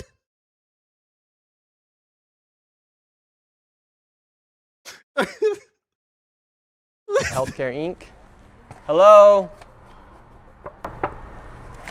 There's St. Michel. No one's here. Hello, sir. How can I help you? Yes. Well, we We're were up to originally 17.3 million in fraud counter. looking for some hospice for our grandma. And So I didn't catch that the first time I watched it. Honestly, I watched it fast, so that one caught me by surprise. And it turns out that all these locations are hospice and home health care locations, and a lot of looking these. for hospice for who? Grandma. For Dr. Oz? Yeah, for Dr. Oz. Yeah? Yeah, for our grandma. Yeah, It'd be. for grandma? It'd be pretty Tell good. Dr. Oz to take his grandma and go to the other buildings and find the hospice. You know, this is stupid. You can record me. Why can't I record you? You cannot. Oh, okay. Well, we were looking for Guardian of Angels. Well, He might get Guardian of fucking Angels sued. on the doors? I didn't know that California was a two-party consent state. Like he might get sued. He might have a criminal record like his mom here soon. Nope, but they received and billed 4. Bill's Auto Service for the last time. And anybody, mods, feel free to mute anybody for the rest of the day. Says I guarantee that I don't think there's fraud. Bill's Auto Service. I've said 5 times. There is absolutely fraud in California. There is fraud in Medicare in every fucking state. All 50 states, there is fraud. He has shown fraud that California has caught and prosecuted. Fraud exists. He hasn't found any. And you don't know what fraud is either. But for now, the rest of the day, anybody who says that, mods, if you're annoyed by them, go ahead and say it. But Bill, fraud exists in California. They probably have the largest dollar amount of fraud of any state because they have the most people and the most amount of money. So I would guess that they have the highest total number of fraud of any state. Nick is too stupid to figure it out. I could go to LA tomorrow with no research and show you actual fraud. What we're laughing about is how stupid you are. That you are watching a dipshit expose no fraud and going, that's fraud. $8 million. Well, it's their problem. But we do have yours, actually. Mine? Yeah, yours is a KMD, right? Yes. So we do have yours. And there are a lot of these. How many millions did I need? We don't have your official number because it wasn't posted on the CMS. Yeah, because he doesn't take money from Medicare or Medicaid. That's why this number is 0. How does Nick not get this? Website or on their data set. And you're from where? My name's Nick Shirley. They actually made like all this information in the data public for everyone to see what was going on in our country because so. And I was too stupid to figure out what the fuck it meant. So I'm here showing you that you committed fraud by taking $0 in government money. Gotcha, bitch. Much corruption's happening. Yes. But it doesn't look like we could find any of your information from the CMS data set, but we do have you here. So is that concerning that your information wasn't reported to CMS? What information? To the CMS data set as far as the billing and how much money you guys receive from Medicare and first you have to research. Oh, that's what we have right here. No. It's a piece of paper. Oh well, we went through all the data sets. If you want to learn, what data did you go through, Nick? After the crooked people. Okay, help us. We'd love for you to help us. First, you have to research. Like you said the name, and you have a number, right? Yes. Then you come to my office. It's a brand new office, and you don't come to a building like this, like from FBI guys. Oh, we're gonna get the crooks. Okay, well, can you tell us, for instance, Miracle over there? Yeah, I don't give a fuck about the Miracle. Well, you should, because they're. Why not? You should, because they're making you people like you who have a real business apparently getting a bad rap. What, Nick? You just said he didn't have a real business. That's all it took for Nick to be convinced that this man had a real business. Is the man said it assertively, and now he's like, "Oh, okay, it must be real." Maybe host should clarify hospice care. I think we did already, but we can say it. Hospice is a type of health care that focuses on the relief of terminally ill patients' distress and symptoms and attending to their emotional and spiritual needs during the final stages of their life. Hospice care focuses on the care, comfort, and quality of life of a person with a serious illness who is approaching the end of life. People can come off of hospice. I think that's what you're saying. Like, not everybody dies that's on hospice, but yeah.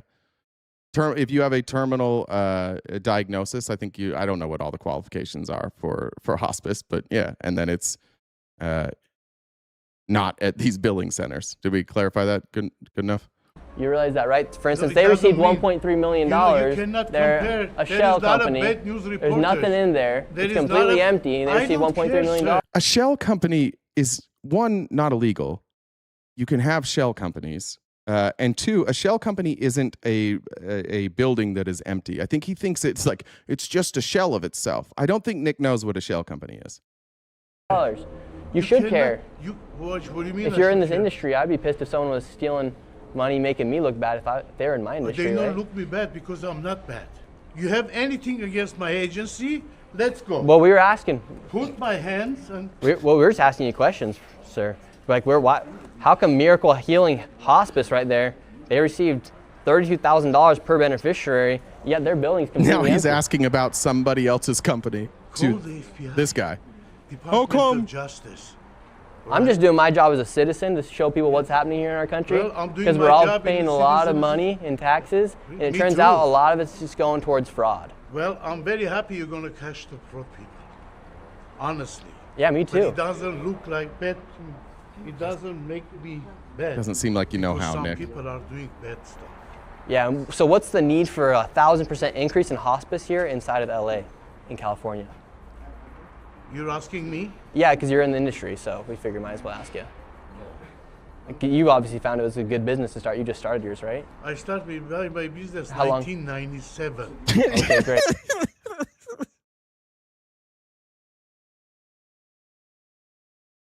That's got to be before Nick was born. Yeah, he's been in business longer than Nick has been alive. You just started it, right? No, bud. Jesus Christ. So how come you're seeing such an increase in hospice care here? Maybe I don't know. Everybody likes the business. What could I say? I do this from 1997. Good for you. And so, since you've been in the industry for so long, why do you think we're seeing a 1,000% increase in hospice care here inside of LA and in California? I cannot answer that question because looks like they're all running out of here. Everyone's heading out. We just got to ask some. Two cars leave. They're running. Answer some questions, and why can't? Who's running out? What? Look at all the people scattering out of here. They're all here just a minute ago. Strange, you know. There's over 80 people connected to one of these dormant motel rooms with no furniture, and they are getting $30,000 per person. It's millions of dollars. We come and knock on the door. It's an abandoned shell company. They don't know what shell companies are. Neither one of them knows what a shell company is. If there's no furniture, it's just a shell. It's right, and I don't care about those people. Could you just answer the question? Okay, so that number, that 1,000% increase is an increase in the number of hospice agencies since 2010. Not, I don't know what the funding looks like, but that's the amount of agencies. So in the last 25 years, it's gone up 1,000%. It'd be interesting to see how that mirrors other states. What's the need for a 1,000% increase in hospice care here inside of LA? It's not an increase in care, it's an increase in agencies. Inside of California? You're in the industry, sir. You've known it. Nick doesn't even know the question. Nick can't even ask the question right. And yeah, it's from 20. Yeah, you're right. It's from that study's from 2022. You're right. When I said 25 years, I was wrong. It would have been in 20. Not 25 years. Oh yeah. 12 years. Thank you. You know it better than me. You're asking me? No, I don't. You've been in it since 1997, you said. Yeah, but I don't. So what's the need for an increase? Maybe there is a lot of old people already. I don't know what to say. A lot of old people are dying. You listen to Dr. Oz. Let me tell you like this. He's a good doctor. He's a pro.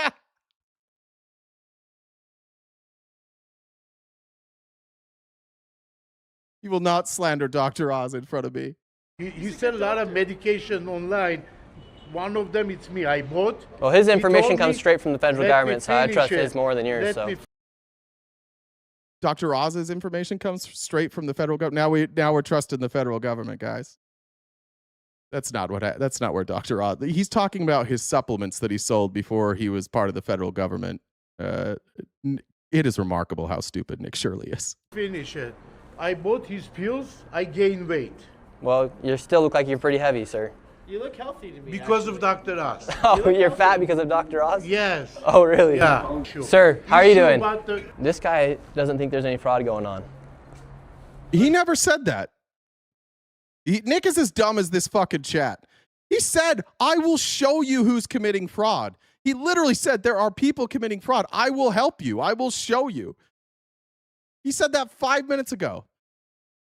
Nick Shirley's memory is incredible. First of all, not this guy. You have to respect me. What's your name? Doesn't matter. All right, well, this guy with no name. Well, you don't think there's any fraud? Name. What's your name? My name's Nick Shirley. My name is John Boyagin. Nick Shirley's been using made-up names of people he wanted to enroll in daycares. But this guy doesn't want to give his name. Now he gives his name. Okay, great. There is a lot of fraud going on, but it's not me. I don't give a who does what. Yeah, we never said you were. That's not true, Josh. You said, what's RPT done? Nothing, absolutely fucking nothing. That's not true. I came in your dad's mouth earlier today. We're committing the fraud, well, sir. We're see, I'm here. I'm here, right? So I'm standing next to you. Do you know where Guardian of Angels Hospice is? No idea. Oh, Angels of Peace. Cool. Hello. Well, could we just ask you guys some questions? We might be able to get you some business. Are you the head honcho? Sully, you too? Oh, that you were next. He did say he had another appointment. Best $4 I spent. Here or what? No, you're the head hunter. Get out of from here. Give me my phone. Wait, I thought you don't know who these people were, though. Give me my phone. Alrighty. So what is he uncovering right now? What's he uncovering here? Now he's just harassing people? Light Angel. Come here. Oh, oh, I'm running. Look at him. What? No, Darcy. Again, we're showing that Nick isn't exposing fraud. What fraud has he exposed so far? Come here. I'm right here. I'm right here, sir. I'm here. What's going on? Call 911. That's true. I will never make it like Nick. I would never do shitty journalism and try and brand it so that it targets dumb fucks. And I like most people have too much self-respect to be Nick Shirley. Like it's so embarrassing that everybody else would have quit. Not Nick Shirley. He's not smart enough to know that he has exposed nothing. He does think, I'm telling you, he does think that he has exposed something here. But we can try this again.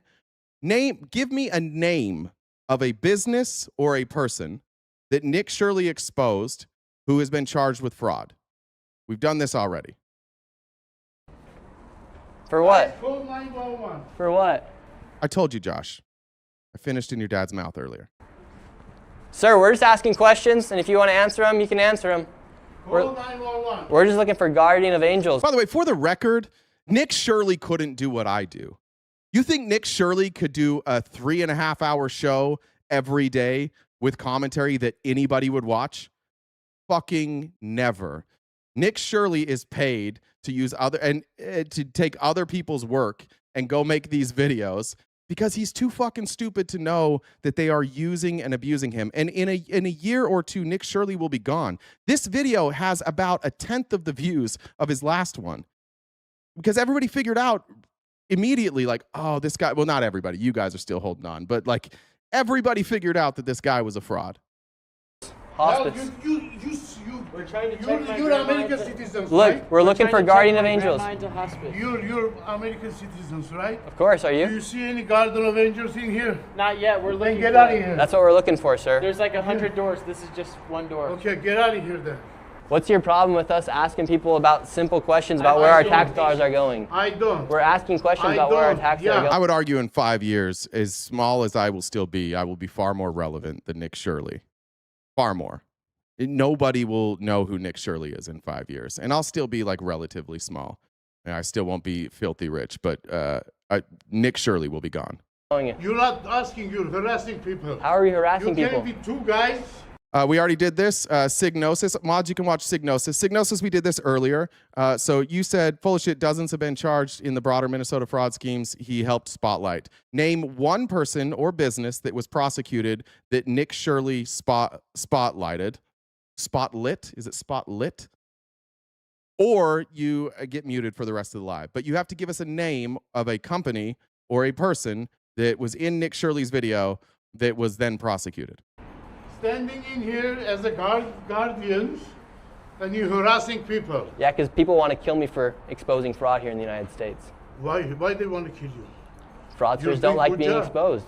Huh? Why are you raising your voice if you have nothing to hide? Huh? You think I'm hiding? What are you so scared about me coming around here for? I'm not scared. I'm telling you, don't harass You're shaking. people. Why are you shaking? Because I have a diabetes. Oh, okay, great. Yeah. But so I need your full names. Oh, you want my full name? It's on the internet. No, I don't go to internet. Oh, now he's not giving his name? I guess you don't have a name, Nick? Isn't that what you just accused him of?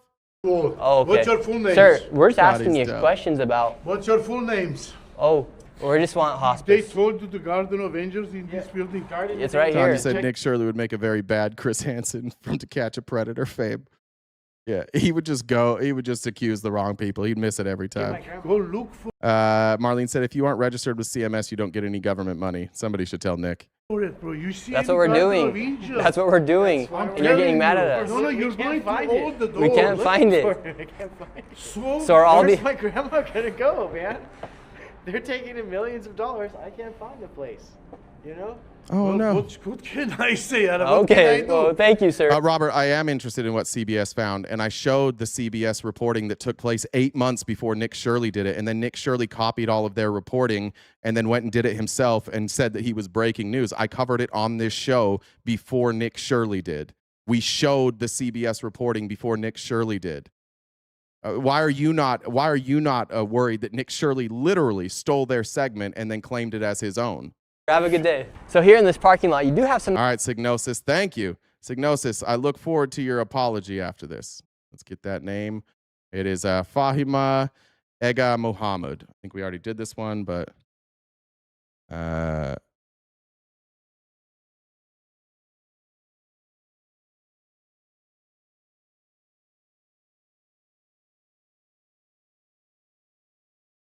This is from Feeding Our Future. That investigation started in 2021. The Feeding Our Future has 79 convictions now. That was Amy Bach's organization. Minnesota had already prosecuted and jailed most of those people before Nick Shirley ever did an investigation. Thank you. I'll take that apology now. Nice cars. You got a Tesla, a nice Mercedes. You got another Tesla, a nice Lexus, another Tesla, a really nice Mercedes right here as well, another Tesla, Audi, really nice cars. A lot of Teslas. A lot of really nice cars for Hospice. Where's it getting at? For hospice. Must be very lucrative because a lot of these businesses. Yeah, it is really lucrative. You can make really good money running a hospice. That's why people do it. These doors right here have nothing on them. All the blinds are turned out. In places there's also no signs on those doors, so perhaps those are not businesses that are open. You want to go back to that? For hospice. Must be very lucrative because a lot of these businesses, these doors right here have nothing. That's a bathroom, no name of a business. Perhaps they're vacant. On them, all the blinds are churned out. In places like Miracle up there, they have received $1.3 million, yet there's absolutely nothing inside. This is what what would be inside? You call welfare maxing. In Rise, you come out, you're welcome. That's what you call welfare maxing. By two nice BMWs, one right here, and inside of there, you have a whole plethora of Mercedes, Teslas, BMWs, you name it. But apparently, there's nothing fishy going on according to them. We then headed to the next hospice compound in search of Hospice of Caring Hearts, which billed $2.5 million. All right, let's look. Notice here, once again, doesn't show the breakdown. We know that Nick can figure out the breakdown. We know that Nick can show whether or not they're getting money from Medicare or Medicaid because he's shown that. But again, not showing it. Not showing where they get their money, who they're billing. $5 million. However, when we arrived, it was nowhere to be found, but there was a bunch of new hospices that had popped up. What was the name there? Let's see if we can find this out. There's nothing fishy going on according to them. We then headed to the next hospice compound in search of Hospice of Caring Hearts. Hospice of Caring Hearts.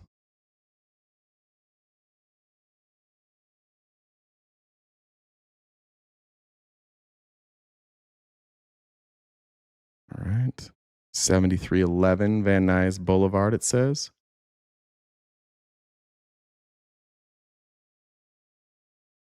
Let's see if we can get a street view there.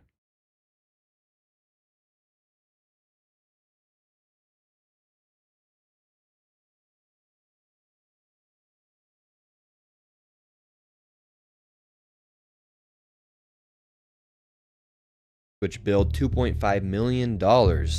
However, when we arrived, it was nowhere to be found, but there was a bunch of new hospices that had popped up. So this is how crazy this hospice fraud is here inside of California. You have all these businesses, they literally open up a business, they just put HFS Hospice Care Inc. They don't do anything with the storefront, and then... Storefront, what are they selling?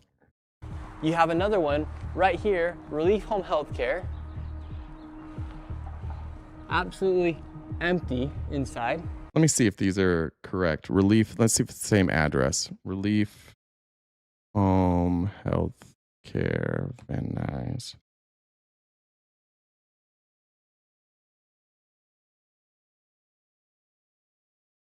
That's a different address. That might be why he can't find the Hospice of Caring Hearts. 7355 Van Nuys. And which is you can see here, like here is the address of the Hospice of Caring Hearts, 7311. You can see 7353 here. So he's in this building here, and he can't find this hospice in a separate building. He's in the wrong building. Shocker. This guy can't even do addresses. And then you have another one, SKH Home Healthcare. They're just popping up everywhere. So this isn't some random thing that's happening here inside of California and Los Angeles in this Van Nuys area. Quite literally, we've been to 2 locations so far, and they're just popping up these home healthcare, these hospice centers, and they're not even doing anything to try and hide what they're doing. It's 1 p.m. right now. No one's working the front desk. Inside this location as well, you have absolutely nobody inside it. We're just wondering, we're coming through Van Nuys, how come there's so many of these home health care, these hospices that are popping up everywhere? I have no idea. What made you want to start yours? This isn't mine, I just work this. Okay, and how come you think there's such a sudden rise of all these hospices and home health cares? I have no idea, honestly. Pretty lucrative business, or? I wouldn't say like that's that crazy. Because there's a lot of them. Yeah, I know. The same building, but now on the backside you have Conestro Care. There's a lot of them. This must be bad. Hospice Inc. Studio Care Hospice Inc. Oh no. Metro Home Health Care right there. And if you're looking for a massage to take a break from the hospice and everything, you can come right up here and get some sort of massage. And this building right here is a perfect example of a dilapidated. Oh, no way. You can have any kind of business there? That's crazy. building that is now being used for a hospice, home health care, and adult daycare. And this is the crazy thing that appears to be happening here in California. You can just start your own hospice. You have Advent Hospice right here. If you want to start your own home health care, you can just put up a white piece of paper and stick a logo onto it and say that. No, you have to register with the state, which is how you're finding all of these. You have to get a business license. I'm sure there's licensing requirements to be a hospice provider. If you're going to take Medicare or Medicaid, you have to be registered with CMS. You can't just put a piece of paper on with a logo. This guy is absolutely cooked. Your home healthcare company. If you want to start an adult daycare, you can just get a building like this and receive money from the government. You can just get a building like this. Just grab one, and then the government will give you money, is what he's saying. All you have to do is print out a logo, acquire a building, and then the government will give you money. This is what Nick Shirley has concluded. Thing is, inside this one building, you have an adult day healthcare. Yes, of course, anybody can get a business license, but he said all you have to do is put a logo on a piece of paper. Who are you arguing with? You have a hospice, and then you have a home healthcare center operating all in one location. And why are tax dollars going towards all of these buildings? And they're quite literally everywhere. They're not going towards the buildings, bud. They're going towards the people who are renting the buildings. They're going towards the businesses who rent a space. One should be a bit suspicious about what's happening here. So inside of these parking lots too, you'll always find a super nice BMW, Mercedes, you name it, newest Audis. You always find the nicest cars outside of these healthcare and hospice centers. he walks past like a Elantra. To the next suspicious hospice location, and what do we find? A brand new Mercedes. Everywhere we go in this that's not brand new video, going around these hospice and home healthcare centers, there is a nice Mercedes or BMW. We have all day hospice care, health. This is worse than Minnesota's. Edom Hospice, Lacar Home Health, and even back here, this is just one. I don't know why you guys are arguing about the business license. Take it up with him. Why are you arguing with me that I said that you also have to get a business license? And let's see, what are the requirements? Let's just look at this. What are the requirements to open a hospice business in California? Also, I don't think a business license is $50 to $100. I doubt that that's what it is. It's more than that in Arizona, I can tell you that. Opening a hospice business in California requires navigating a strict moratorium on new licenses in place. Oh, so nobody can even get a new license since January of 2022. So it looks like, I didn't know this. So this number that Nick keeps citing of the 1,000% increase, which is actually like 1,500% increase, he's getting that wrong, caused the state 4 years ago to put a moratorium on new licenses. So you can't even start a hospice company right now in California. So, but outside of that, you have to apply through licensure through CDPH, which involves submitting a hospice agency initial application packet. If you want Medicare certification, you have to go through that process to get reimbursement. You have to be registered as a legal operating entity like an LLC or an S-Corp. At least 80% of hospice care must be provided in the patient's home setting. Services must include nursing, physician services, counseling, and social services. Comprehensive training program for staff is required, as well as utilization of volunteers. A detailed business plan is needed, along with federal tax ID, EIN, NPI numbers, and a state tax permit. So maybe not quite as easy as printing out a logo and slapping it on a piece of paper and then acquiring a building. Floor inside this building, you have Santa Rita Hospice. I don't know what the need is for all these hospice centers, but for instance, I think it's because people use hospice, and a lot of people use hospice, and that might be the need for all these companies. And if people stop using hospice, then these companies will go under. All day hospice back there, they billed $3.1 million, and per beneficiary. To who? Who did you bill that to? He's still not telling us who they billed it to. He's not saying if this is billed to the government or not. $6,000, 24 claims per patient with only 2 codes, which means 2 services and over 500 patients and they started billing in April 2023 and accumulated $3.1 million in 19 months. So maybe if you want to get rich here inside the United States, come to LA, open up a hospice. That's billing, right? You don't get, he doesn't understand this either. Like what was the normal like profit margin?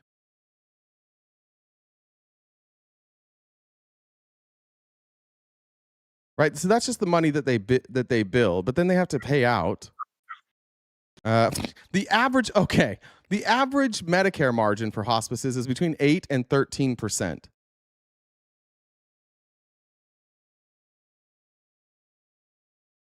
Yeah, he's acting like they got 3.1 million.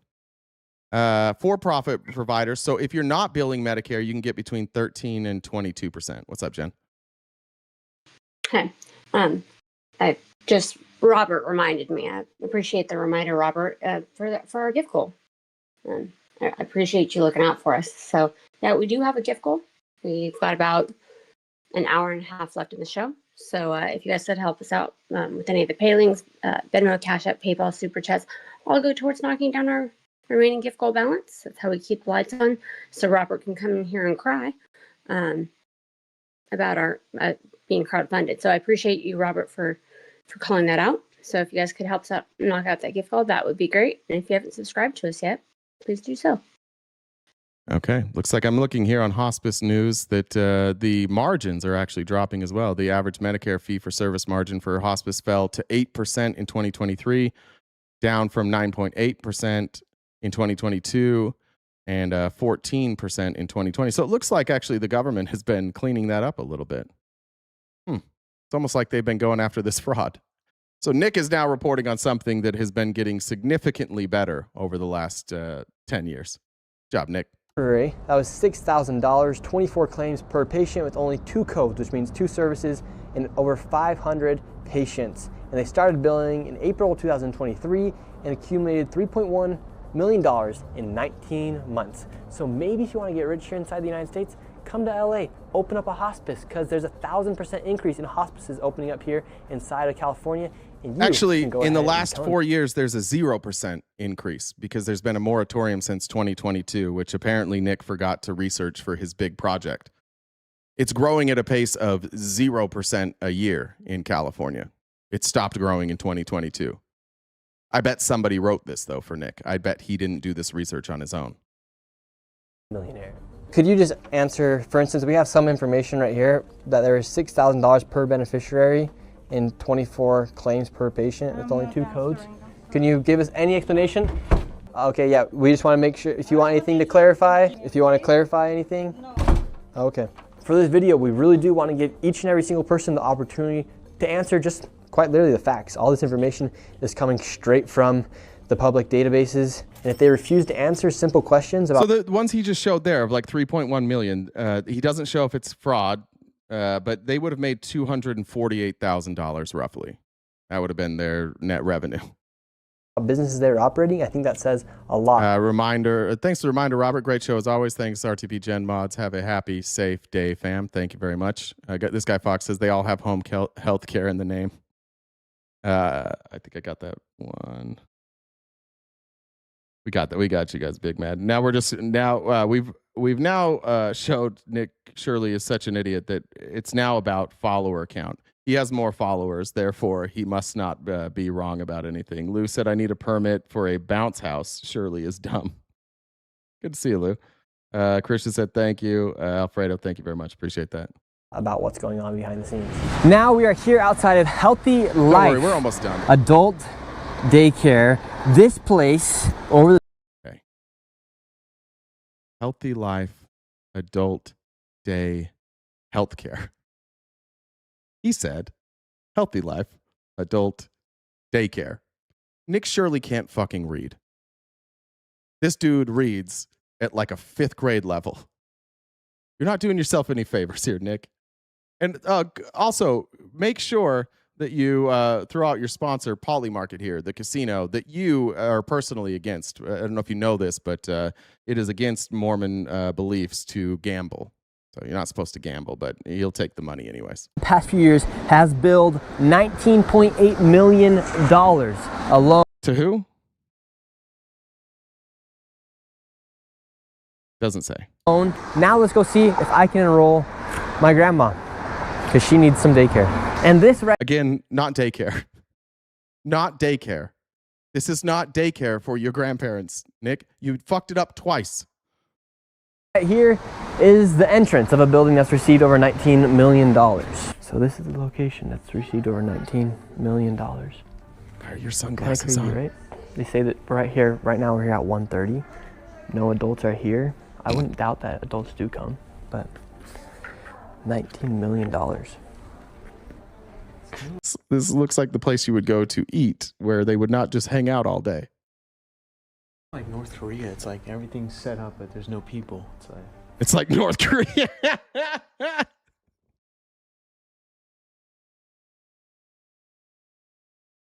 For sure.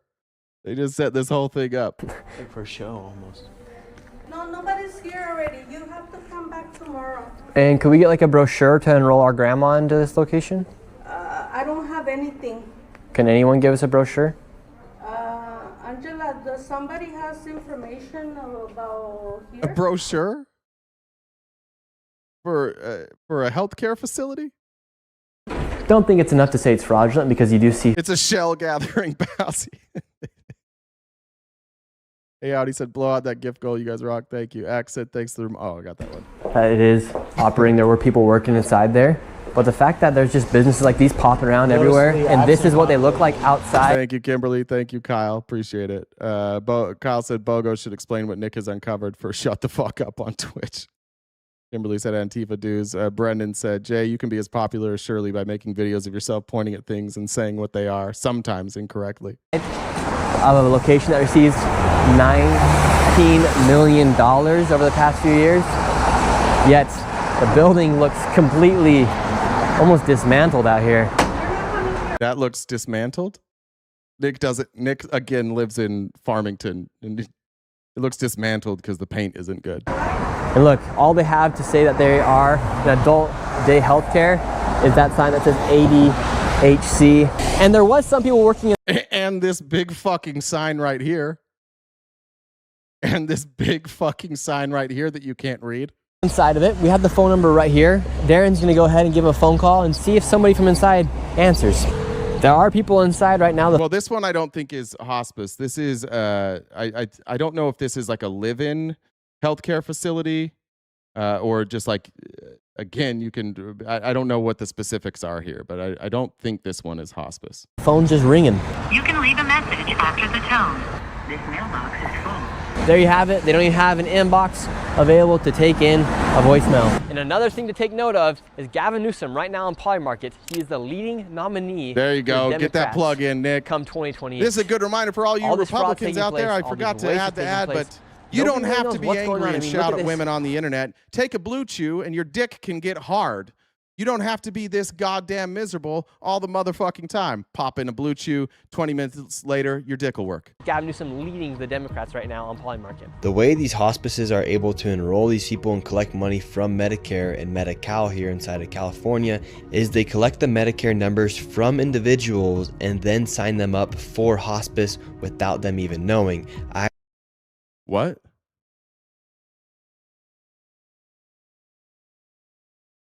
Now he's just making a thing up?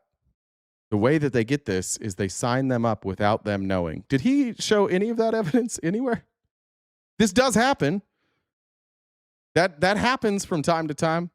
It happened in Minnesota. It literally happens in every state. It's what Rick Scott did. He was the governor. I think he was a governor of Florida. Now he's a senator from Florida. His company stole $1.3 billion.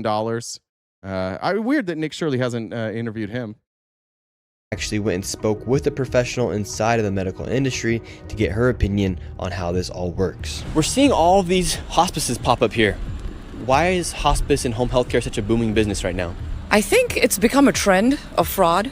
Honestly, has like I heard about. Wait, who is she? What are her qualifications? Hold on 1 second. What do you say her qualifications were here?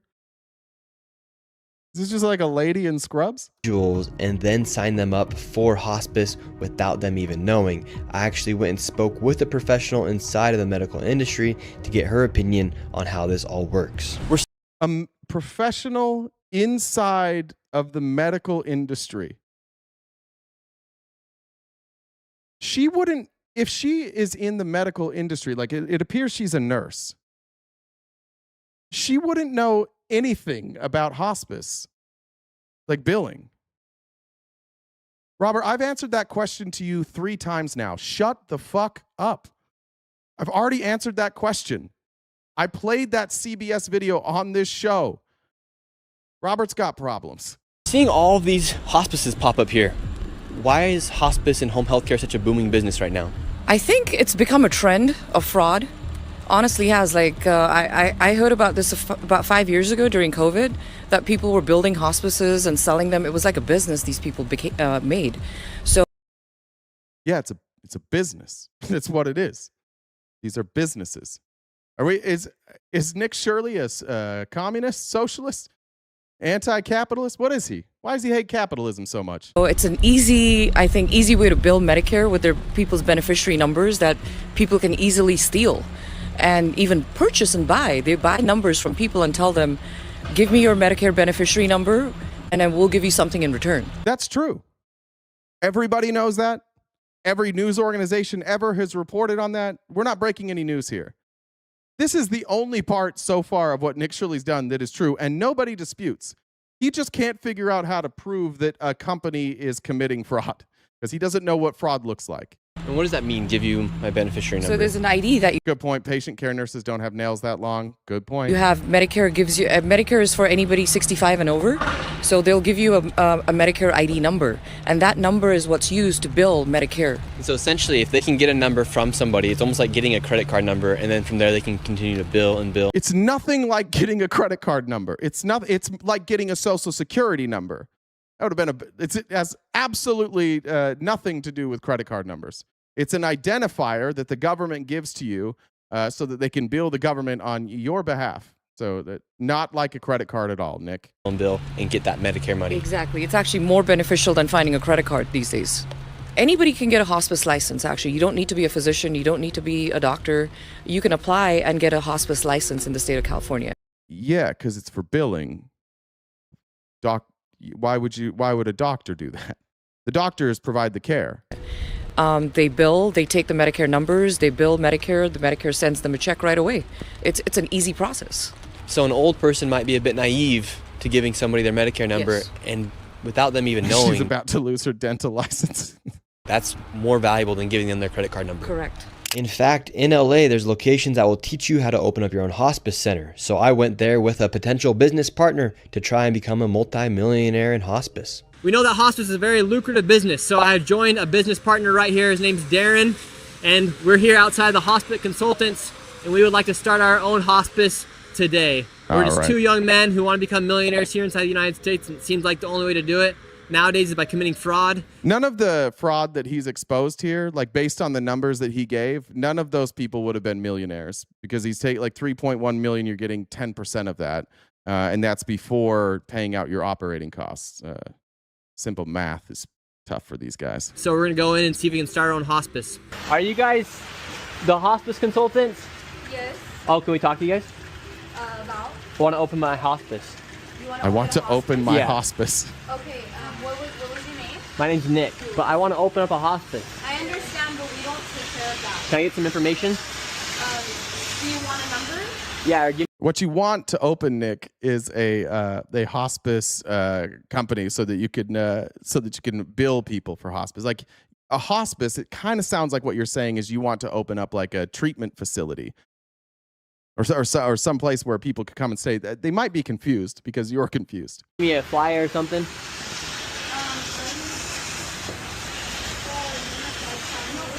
And this is the hospice consultant. All right, so they say they're open right now. They won't let us into the lobby. This is no way to conduct business. Yeah, because you look like fucking psychos. You're filming them in nice clothes in the rain. This dude didn't even tuck in his fucking shirt, and your sentences don't make any sense. We are two entrepreneurs trying to open up our own hospice. Soaked to the bone right now. We were denied service by the potential fraudsters, and as we were leaving, one of the fraudsters... Wait, they're fraudsters now too? started to leave from the back in a $200,000 Maybach. And we have a Mercedes-Benz driving up. Where can we open a hospice at? We'd like to open up a hospice. Wait. That wasn't one of the people. That's a man. That's a man. What is he talking about? Those were two women. That's a man. What is he doing? Get the Maybach just like you. So is this how I can get a Maybach by opening up my own hospice? Now, after seeing all the wealth that is being created from these hospice centers, I headed That's the other place. That's not the same back place. to the original location where we found over 15 hospices in one plaza. I wanted to make sure it wasn't a fluke that Armenian mafia members were running the show and that there weren't just randomly $100,000 cars the day I went by. And this time it was even worse. Sir, how are you? Good. So what do you think about all this hospice fraud? Sir, you're in the Cybertruck, driving away, taking money from old people. How do you know what he does, bud? It's just getting pathetic. Yet he's just driving away. Yeah. In his Yeah. Because why would he fucking talk to you? Cybertruck won't even answer any questions. Let's see, we have another. Oh, look at that $300,000 Volkswagen Passat. Rich person as well. It's getting rich. What's this? Off this hospital. A Toyota? Good Lord. How did they afford a Toyota? A work truck? This guy's Oh, leaving no. as well. So the two Another Toyota? What's people this that here? walked out of Holy Angels, they're in a brand new Cybertruck and a new BMW. How That is not a new BMW. lucrative of a business is hospice? I'm seeing a Cybertruck here in a nice BMW. It's good. Yeah, because it looks like, for instance, Guardian of Angels. That He's used to be still here, on Guardians $4.8 of million Angels. they build the state of California. And how many clients do you guys have? No, I don't have. No, this is the funny thing. Like, this does look normal. I think that these cars that are in this parking lot make sense for somebody who's running a successful hospice company. Some of these cars look like people who maybe don't make as much money. Like, yes, you could run a hospice company and buy $100,000 car or $100,000 car. Why couldn't you? Are you guys suddenly like anti-capitalist? Why do you think that these businesses don't make money?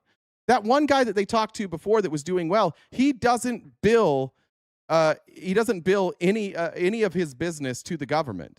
That's all billing private insurance companies. So what's the fraud there?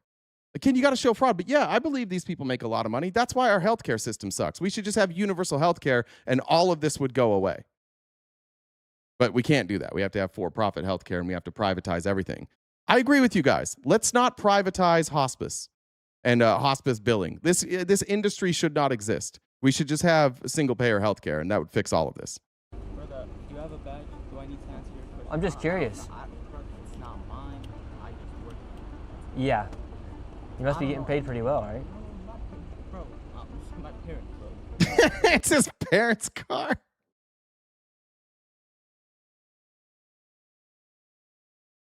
Oh, Nick, why'd you leave it in the video? Why?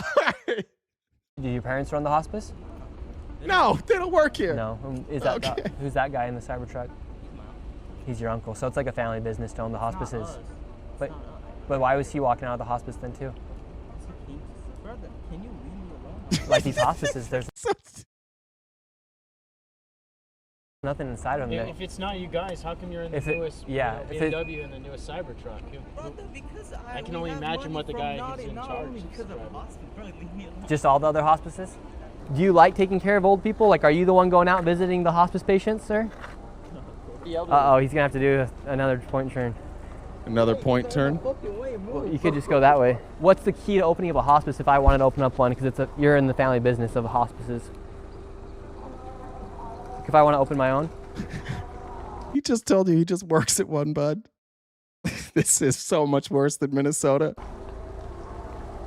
What do you do for work here? Huh? What do you do for work here? Why? Oh, we're just looking around. We're seeing all these hospices, so we're just curious. Well, I don't know, man. William said being in a building without knowing you're in hospice is called Congress. That's a good point. Remember when that lady just disappeared for like 8 months in Texas?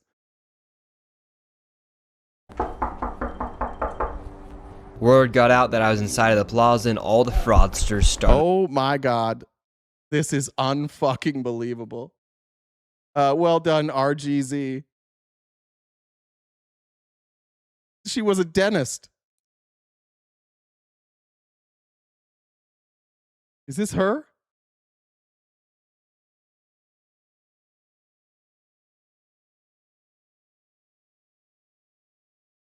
A Santa Clarita dentist is defending herself after a resurfaced video of her joking that she doesn't give her best care to patients who do not support President Trump went viral.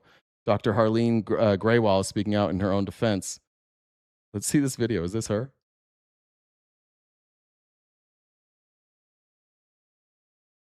Load.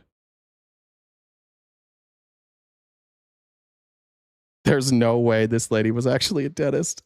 Did he use a MAGA dentist? Oh my God.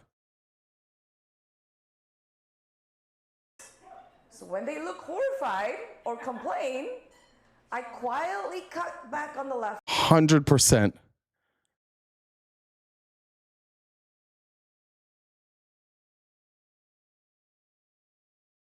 Oh my God. RGZ. MVP. He brought in a fucking dentist. There's no fucking way he brought in a dentist, a famous MAGA dentist who is caught doing medical malpractice. His source for Medicare billing was a MAGA dentist. You've got to be fucking kidding me. Dr. Harleen Graywall's office posted the video 2 years ago. Recently, it began circulating on social media. In an interview yesterday, Dr. Graywall said the controversy is being driven by someone trying to, quote, That's her. That's 100% her. No fucking way. No way. How did you find that, RGZ? I said, yes, I said it in one of my roasting speeches at a women's Republican group. Just like the Democrats, they make jokes too. We make jokes as well. Like, why can't we just take a joke lightheartedly? That is unfucking believable.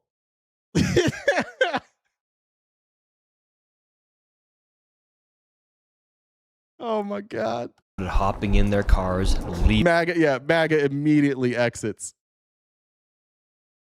Leaving the scene. Excuse me. Let's see if they can just answer our questions really quick. Hello, can we ask you a quick question? No. Driving out in a brand new M8. They can't get out that easy. Yeah, they How can I get an M8 as well? Should I open up a hospice? Driving out in a brand new M8 BMW M8 competition. Listen to this thing. This is the sound of hospice money. Okay, this is like a 2020-ish M8.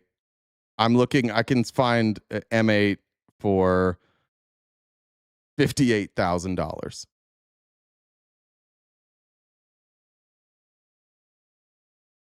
This is so bad. Nick's done. This is his last one. He's never gonna get any traction ever again. Jen wants me to plug. Oh shit, we're running. We got about an hour left, I guess. Just a reminder, guys, we are crowdfunded, and I know this has been exhausting for a lot of you. But if you can help us knock out that gift goal by the end of the live, we got about an hour left, and then I got to get out of here. But if you could help us with PayPal, Cash App, Venmo, or Super Chats, that'd be greatly appreciated. There's only a few more minutes of this, then we'll get to some other stuff. I just pulled it up. Look at this. I guess this is the coupe. Let's see. This is the two-door. All right, you're right. I did find a coupe for $58,000. Let me see how much a competition. There's one locally here with 30,000 miles. It's a 2023. But that looked older than a 2023, didn't it? What year do you think that was? Who was the car guy that said that? How much do you think? What year do you think that car was? Trying to look at the lights in the back there. Let's take a look.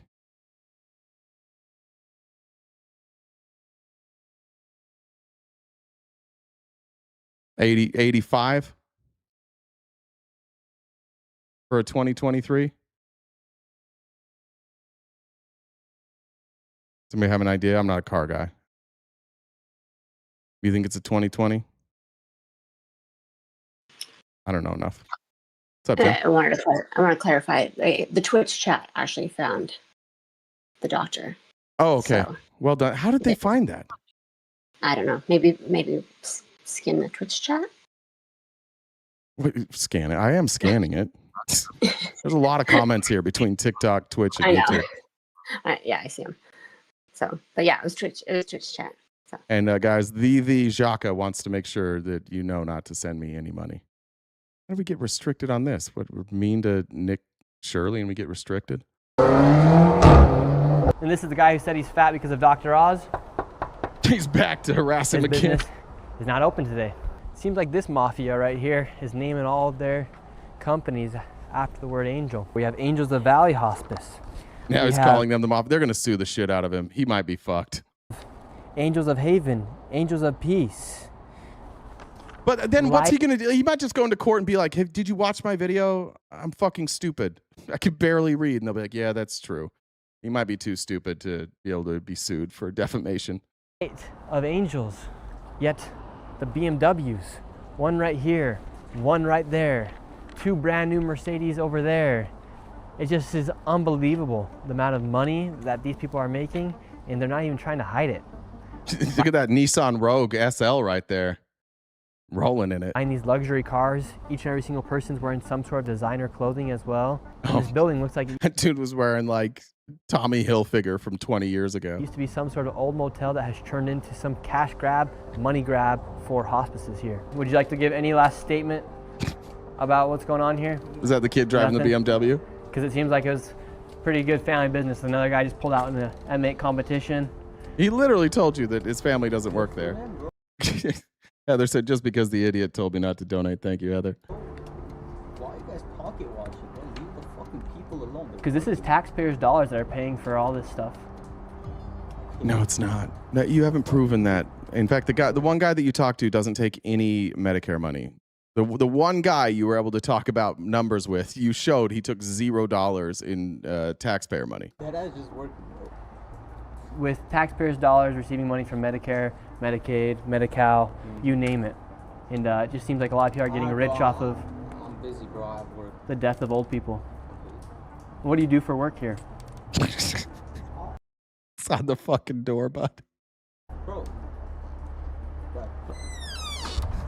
It's sad to think about it. Here in the United States, we're literally being defrauded by people who are taking advantage of old people, young people in daycares. Has he proven that anybody that he talked to took advantage of old people? Thanks, Pink. Thanks, Tim. Jamar said, I see a lot of nice cars when I drive around Vegas. Should Nick come here next so I can show him around?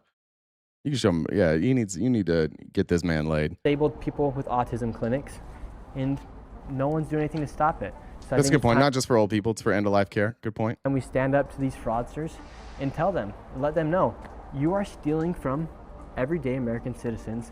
People can't afford homes. Rents are expensive. Their insurance is expensive. Everything's getting more and more expensive. And if we don't crack down on this fraud, national debt's going to continue going up. This is just one of the factors that affects the national debt. And no, it's not. No, it's not.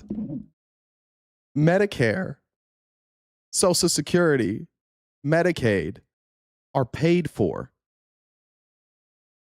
You pay taxes that are set aside for these programs. It doesn't affect the national debt. How does he get every fucking thing wrong? This has to be the dumbest person ever to get famous doing journalism. How does he get every fucking thing wrong? He can't. One, he didn't uncover a single bit of fraud here. Two, the only people he talked to for any extended period of time don't take money from the government. And three, this doesn't add to the national debt. He doesn't know how anything works. If this is not his last video, I'm going to be blown away. Somebody, some Republican needs to be honest and interview him and expose him. It can't be Andrew Callahan again, because he'll never sit down with Andrew Callahan ever again. 1.6 million followers. Yeah, there's 1.6 million dumb motherfuckers like you, Robert. somebody like you says follower count means I can trust them, and that's how we wind up duped by dipshits. They just tell you what you want to hear. They don't explain anything, but you have a 7 IQ and you're like, this makes sense to me. We're going to lose the value of our own dollar. So people, if they want to really fight to keep America great, a great way to do it is by fighting fraud, because this is just unbelievable. You have people who drive around BMWs and make competitions, Mercedes. Meanwhile, everyday American citizens are struggling to be able to afford their own bills. This has nothing to do with that. I don't know I don't remember the story behind his mom's fraud. We could look it up. Ramboni, or not Ramboni. I may or not be Oregon State champion in 9th grade, but who's bragging? I don't know what you're talking about. In this video, we exposed over 172 million in fraud. He exposed, once again, back-to-back videos, exposed $0 in fraud. Great stuff. That's true. It doesn't say million. Thank you. It says $172. He might have got $172 in fraud. I didn't even catch that. You can watch it 20 times and just catch more and more things. But shout out Twitch chat for figuring out that they hired a fucking dentist. You know, actually, when you guys said that, I guess I just thought you were joking. I guess I did scan the Twitch chat. I just thought you guys were joking about that, and it turned out to be serious. That was incredible stuff by Nick Shirley. That's your guy. Well done. All right. We had a Senate confirmation hearing today. If you remember, Kristi Noem is on her way out, and they have brought in John Wayne McMullins to take her place. And let me just say this. I think that Mullins is going to actually be better than Kristi Noem. I do think that it's likely that he will tell the truth a little bit more. But make no mistake, he didn't get this job because he's qualified for this job. He got this job because he fights people for Donald Trump, and he is a bootlicker. I do think, though, he will be better than Kristi Noem. I hope he doesn't continue the practice of fucking your assistant in your jet. I hope that doesn't happen. But he was in front of the Senate today, and we'll have probably more tomorrow. But this is how it started with Rand Paul, who was very, very upset. And apparently these two don't like each other. I was unaware of this, but here's how this kicked off. It's the standard practice of this committee for the chairman to ask nominees the following question. Do you agree without reservation to comply with any request or summons to appear or testify before any duly constituted committee of Congress if you're confirmed? I do. We'll now proceed to 7 minutes of questioning. The record should show, and I think will show, a lack of contrition, no apology, and no regrets for your support. You completely understand the violence that was perpetrated on me. You're unrepentant. The only thing you quibble about is whether I met you somehow when you were in the house. I don't think we ever met when you were in the house. And this idea that the only thing you're upset about is not that you were for violence. That's a good point. He was late today. What you're upset about is that I called you a liar because you said it to my face. So it's really more about this machismo that you have. When in Oklahoma, the media asked you about the refugee welfare programs, the programs you voted to continue funding, it was this whole idea that you were going to transfer it because you were uncomfortable, your anger, low impulse control, causes you to then go after and decide that you're going to go after me as well. And so you say you completely understood that I was assaulted from behind, had 6 ribs broken and part of my lung removed, and that was just fine. That's something that you, I guess... This is weirdly personal. Rand Paul did make this very, very personal. Approve of as far as resolution of political problems. When I talked to you privately on the phone, there was no apology. You just said, well, we can let our political difference, go by. And you said a few minutes ago, we can just set it aside. Well, political differences we can, but when you say that you agree with a felon, a Trump-hating felon who attacked me, somehow you think I'm just going to set that aside? Oh, it's no big deal. You know, I lay in pain for 2 months, had 6 ribs broken, 3 of them separated, grinding upon bone for months, had part of my lung removed. And you think that's great and to be extolled. I mean, the sheer lack of any kind of self-awareness that you're going to be leading thousands of men and Thanks, Labish. Tanya said RTP live another day, or maybe live. RTP live another day. Great content. Appreciate it. Chrissy said, Brandolini's law explains Nick S perfectly. I don't know what that is, but I'm going to look that up. women who will have the use of force. And there's been great questions in our country about how that will be used. And you think a violent attack is just fine. So I guess my first question is, do you think that justifying that kind of violence sets a good example for the men and women of ICE and Border Patrol? Mr. Chairman, first of all, I didn't know the extent of your damage. When the phone call was made, I made it to you and I tried to talk to you. You didn't engage. This is Brandolini's law. That is actually perfect. The amount of energy and time needed to produce bullshit, the amount of energy and time needed to refute bullshit, the amount of time MAG is willing to look into anything over here, and what we do on this show over here. At all. In fact, you said, get your paperwork in. It's got to be 3 days in between. You offered no apology. Sir? And you offer no apology today and no regrets. Haven't heard the word apologize, haven't heard the word regret, haven't heard I misspoke and it was heated and I made a mistake. Haven't heard any of those words. Sir, actually, it wasn't heated, and I'm not apologizing for pointing out your character. Switch said, imagine thinking hospice equals old people, silly little shit.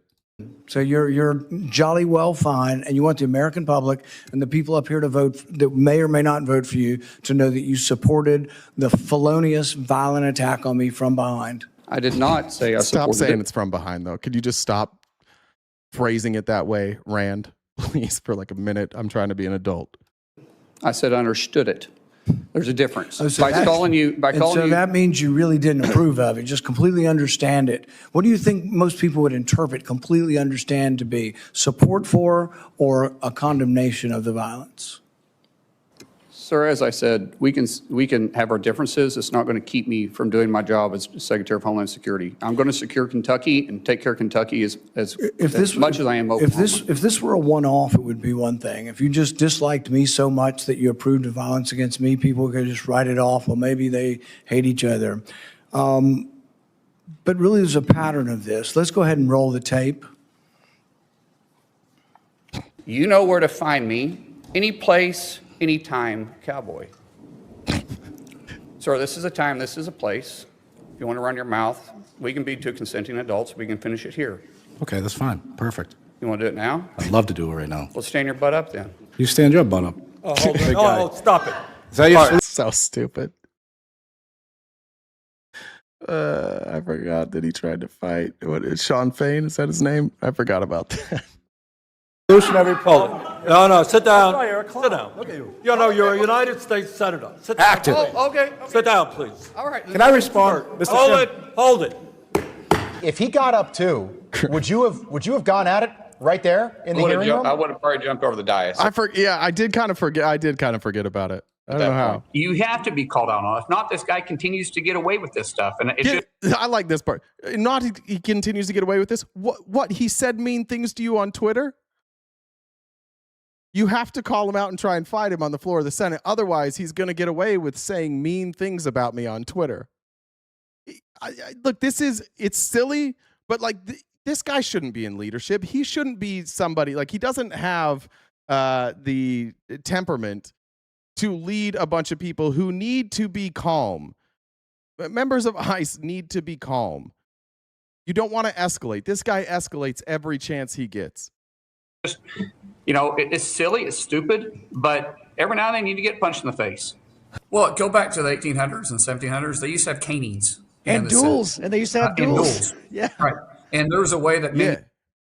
We burned women because we accused them of being witches. We had like legitimate snake oil salesmen. People were unhappy. You gave them a lobotomy. Yeah, things are better now. We don't shoot people because they said something mean to us anymore. This old school tough guy shit is like, I didn't evolve. I'm just like my great-great-grandpappy who was a dumb fuck. And I come from a line of dumb fucks where we can't use our words very good, so we shoot people. He used to settle their differences. I ignored him 4 times prior to that, and people say, yes, you're supposed on to ignore Twitter. it. You ignored him on Twitter, bud. He's on Twitter. You tried to fight a man for what he said on Twitter. Well, you know, I'm not a very good Christian. I try to be a good Christian, and I know people say you're supposed to turn the other cheek. I prefer the David method. But we need to move. The David method was a war. I assume he's talking about David and Goliath. And I didn't see a sling, my friend. That's not the David method. There's no David method. I like the part that doesn't talk about being kind. From an almost And by the way, I'm not afraid of biting. I will bite. Biting? Yeah, brother. Bite, yeah, I'm in a fight. Where are you going to bite him? Where would you bite him? Just tell us. Now we're getting kinky. I like this with Mark. Where are you going to bite him, Mark? I'm gonna bite. I'll do anything. I mean, I'm not above it. And I don't care where I bite, by the way. It just is going to be a bite. In high. I'm going to suck on it a little bit first. I'm going to start with a nibble. And then eventually when it gets hard, I'm going to bite it. Thanks, Mark. Insight. Any regrets? No, I really don't. So no regrets. In fact, even after your anger had cooled, you were still bragging that if he'd only been brave enough to stand up, you'd have jumped over the dais and taught him a lesson, because that's how men should settle their differences. Do you think fighting as a resolution for political differences is a good example for I the would men? have spit right on his dick. I would have kissed him in the mouth. I would have spanked his little bum. And women of ICE and Border Patrol? He was trying to fuck that guy. As you for can sure. notice over my shoulder here is my good friend Sean O'Brien. Sean O'Brien, not Sean Fain. He showed up for him. The Brawl brothers are here. This isn't good. I don't know why he thinks this is good. These were 2 people that tried to fight each other on the floor of the Senate. Yeah, but guess what? We're best buds now. Okay. I brought him here. Look at him. He's smiling. That's a tough steel frame there. It looks like a rabbit.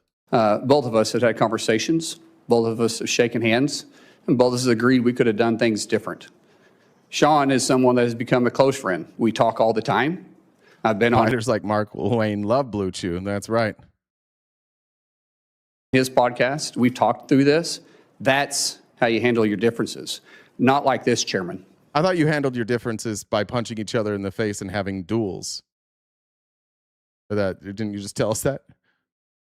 Aren't you and the chairman talking right now instead of fist fighting? Aren't you doing the same thing that you can't settle your differences unless it's on a podcast.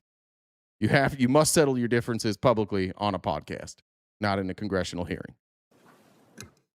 I'm glad you guys are friends now and that you've reconciled.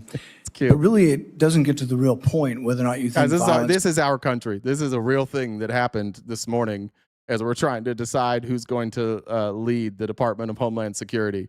And we had a 9-minute conversation about when he tried to fight a guy on the floor of the Senate and how he made another senator mad for making fun of him for getting beat up by his neighbor. This is really what's happening. These are just two Republicans not taking anything seriously. This is the way we settle things. In the days after the fight, you said, and I quote, "Sometimes people just need to be punched in the face." Is that still your opinion, that political disputes can sometimes and often only be resolved by violence? No, I don't always agree with that. I don't believe in political violence. I've made that very clear.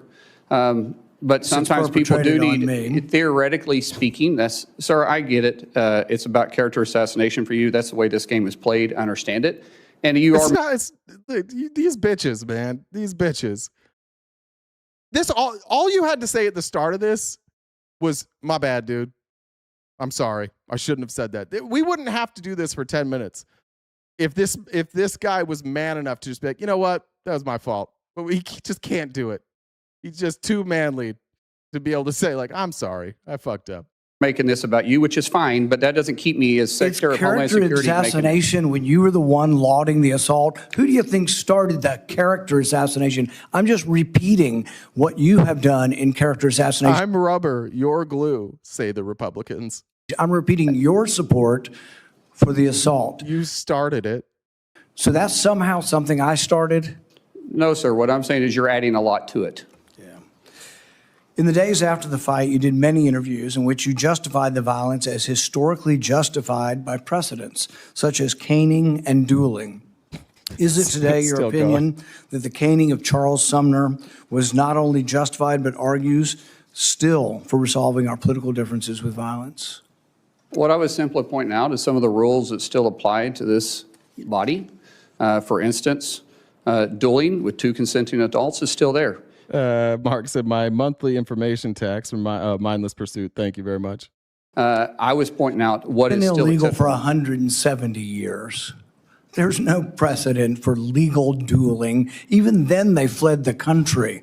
Do you realize that the man that beat Charles Sumner with a cane, he beat him till he was unconscious? You know why no senators intervened? What the fuck is going on with the Republicans right now?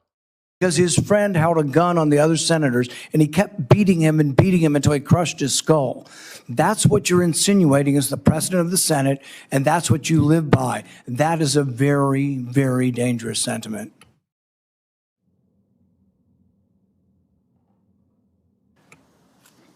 After a half a dozen victory lap interviews where you pointed out that the union guy was just lucky that fear kept him from standing up, Dana Bash asked you if you have any regrets about bringing violence to a Senate committee, and you replied that you have no regrets. Today you've said you have no regrets about being happy, being completely understanding why I was attacked from behind. You had no regrets about instigating a brawl in a Senate committee hearing. Are those still your opinions? Mr. Chairman, you're going to have your opinion. I'm going to have mine. As Secretary of Homeland Security, I'm going to bring peace of mind and security to this country, and I'm going to stay laser focused on that. Good. Laser focused. That's great news. That's great fucking news. Just a reminder that he's learned from his mistakes. This was, 2 weeks ago? This is probably what got him this nomination, if you remember, in the State of the Union address. He was a little too fast. This was the sign that said, black people are not apes. And McStuffins over here tried to snatch it. Oh, I got Widow T. Wex arms. Why? Why were you so mad at a fucking sign? Relax, dude. Relax. These are children that get elected to the GOP here. All right. And then this is actually a fair question. And this is where I'd love to see a little bit of a change here. I'm going to give him half credit for this answer. Officers shot and killed 2 American citizens this past January. You joined top administrative officials in publicly blaming and disparaging the victims. Following the killing of Renee Good, Secretary Noem called her a domestic terrorist. You, sir, you called Alex Preddy, quote, a deranged individual that came in to cause max damage. Could we expect those kinds of quick responses if you are confirmed as secretary? Would you be basically, well, you responded as Secretary Noem. Are we going to just expect that same behavior all over again? No, Senator. I have a deep amount of respect for you. We've had our differences, but I do respect you. I think I said this privately when we had a conversation. Those words probably should have been retracted. I shouldn't have said that, and as Secretary, I wouldn't. The investigation is ongoing. Half credit for saying I shouldn't have said that. It's going to lose his half credit, though, in a second. And there is, like I said, there's sometimes going to make a mistake, and I'll own it. That one, I went out there too fast. I was responding immediately without the facts. That's my fault. That won't happen as Secretary. So you regret that statement? I already said that, yes, sir. Would you Don't make me say it twice. To the family of Alex Preddy? Well, sir, I just said I regret those statements. Is that the same as an apology? I haven't seen the investigation. We'll let the investigation go through, and if I'm proven wrong, then I will absolutely. I do think that's crazy that you can't say that, like, he's not a domestic terrorist. There's absolutely no evidence that Alex Preddy was a domestic terrorist. That should be the easiest thing. Members of Congress have already apologized. Foghorn Leghorn already said this. This should be a pretty easy one. And the only reason he can't apologize is because the Trump administration doesn't allow you to apologize. You're not allowed to do that. You're not allowed to admit that you fucked up. But we're going to talk about some fuck ups now. We've got about 35 minutes, so I'm going to try and cruise through this quickly. But I want to talk about Iran for a second. And to introduce it, everybody's favorite right-wing philosopher, Dave Rubin, I think sums this up nicely. And how can you argue with what Dave Rubin says here? If you've been confused by Republicans, if it's been confusing to you that they said they were anti-war, but now they seem very, very pro-war, and you thought, did they change their mind? Dave Rubin's here to tell you that they didn't change their mind. In fact, they're actually more anti-war now than they were before. I think there's reasons that you can make those arguments. I think they're somewhat thin arguments, right? Like just the isolationist, I'm anti-war. Well, someone may want war on you. So in some sense, the people who want war, it's not because they actually want war, it's because it's a threat to stop war, right? Oh. So it's sort of, I always find the isolationist or like the purely libertarian argument is usually just like, get over it in 8th grade. There's a real world out there. Yeah. The thing is they're so pro-war that they're anti-war. You know what I mean? They're so anti-war that they go to war to make sure that there's no war. So if you were confused by the MAGA position, the way that you are show that you are anti-war is by going to war so that you don't have to go to war. So, hope that helps everybody. Again, then I want to show you this clip from Jake Tapper here. The argument from Republicans, because they can't figure it out themselves as to why we're at war. What they do now when they don't have an argument or an explanation for why the fuck we're bombing Iran is they just start now creating a straw man argument from the left and pretending that what they're really doing is just arguing with the left. When what they actually did was they fucking went to war. They just jumped into a war and can't tell us why. And rather than tell us why, they're just now going to shift the argument to, well, the left says, and Jake Tapper explaining here, like, what are you talking about? We had nothing to do with this. Can you leave us out of this, please? President Trump and his allies are still frustrated with journalists for having the audacity to report on the war with Iran in ways that they do not approve of, rather than simply cheering it on. The most surprising... No, we want you to not go to war.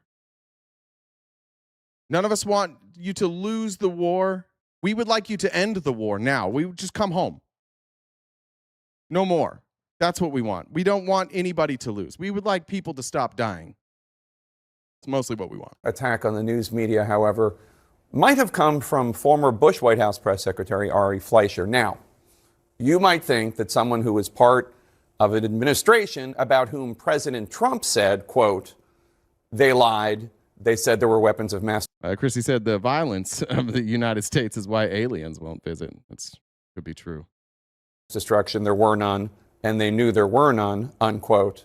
You might think somebody like that might sit this one out. But no, Mr. Fleischer accused the media of constantly painting a picture of America losing when it is actually winning. We get this every day. When we point out the failures of this administration, because again, like you're not allowed to admit that Trump fucks up or that he does anything wrong. And so if we point out things that you're doing poorly, or that they're doing poorly, what you say is, oh, you're rooting for us to lose. It's what Pete Hegseth says. When people ask Pete Hegseth tough questions like, hey, what was the imminent threat? He's like, oh, the fake news media never tells the good stories. Yeah, we just want to know, though, we want to know why we're at war. How come you don't talk about our bravery? Well, because first we want to know why we're at war. And if we're at war and everybody agrees that we should be at war and there's a reason for it, perhaps we'd have more time to talk about the bravery. But the bravery of these soldiers seems to be wasted on a pointless war that Israel dragged us into.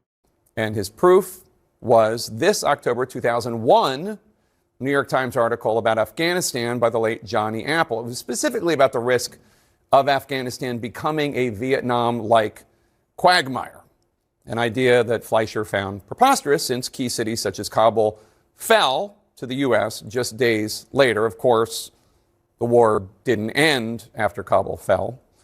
Bush put boots on the ground and Afghanistan became a 20-year quagmire. Quagmire is a word that Secretary of Defense Hegseth used this week to describe it.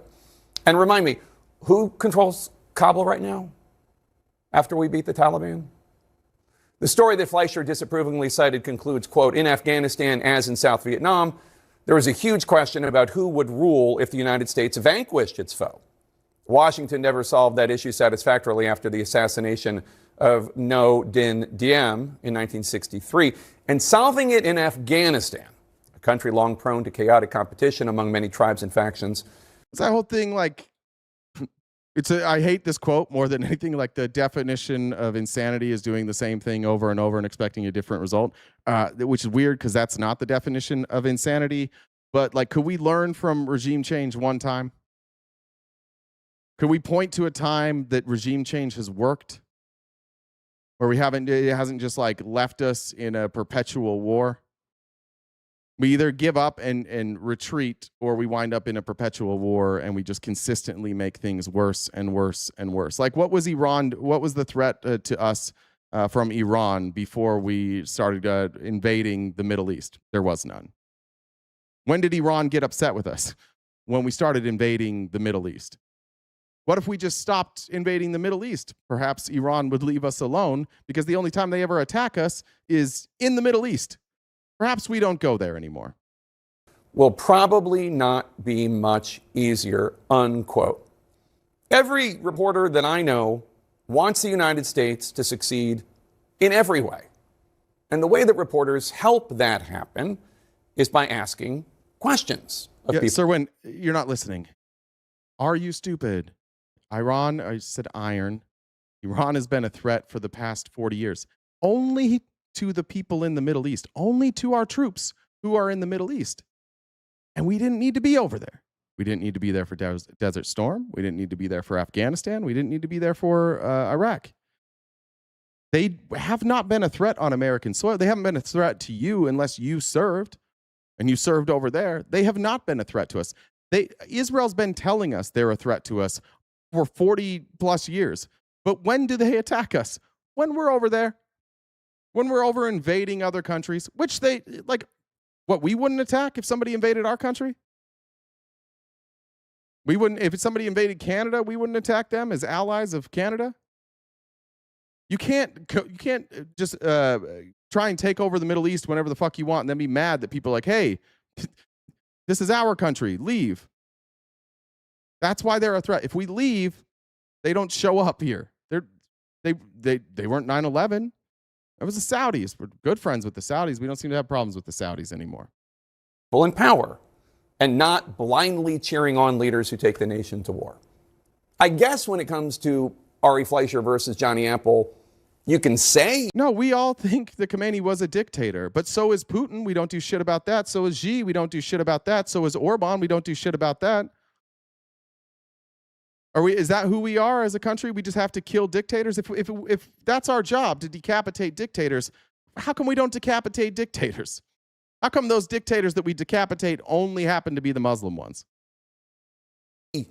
That the Bush White House and its spokespeople are the ones who got it right about the war in Afghanistan. You can say that. That, of course, is not what the facts and history say. Correct. I just like that from I don't like Tapper very often. I thought that was really sensible. Here, shit, I forget this guy's name. I forgot to write his name down. Yeah, look, they're going to say his name here. I forget it. He's Australian. Does anybody remember his name? Here's what they're not telling you, and what we all know. And before Trump invaded Iran, or started bombing Iran, I guess, everybody, like universally, if we would have said in the chat to the Republicans, what was the Iraq war about? Everybody's like, oil.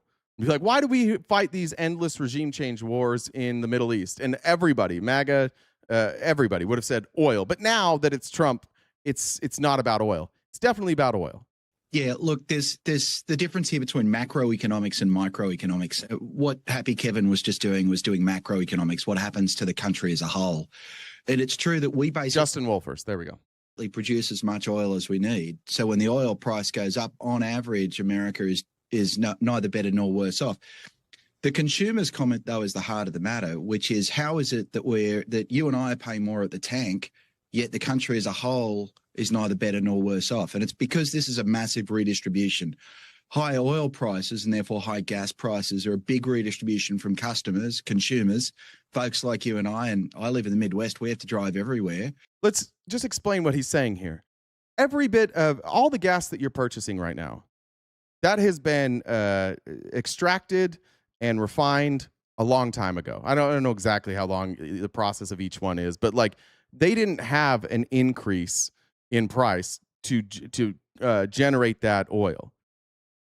So these gas prices, which are speculative, that are being driven up, they're being driven up, and that profit is going directly to these oil companies.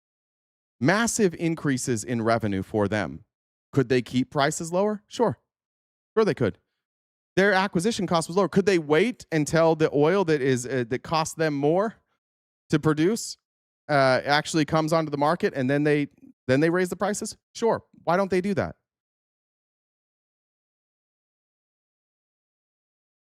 Anybody want to explain that? Why they don't do that? They love this. They're in Trump's Trump's pocket. They paid this dude off. This is great for them. And at any point, Trump can just pull back. Big benefit to them. Go after Venezuela, go after Iran, drive up the price of oil. These guys make a fortune. And then oil prices, they skyrocket and then they come down slowly and they'll never return to where they were.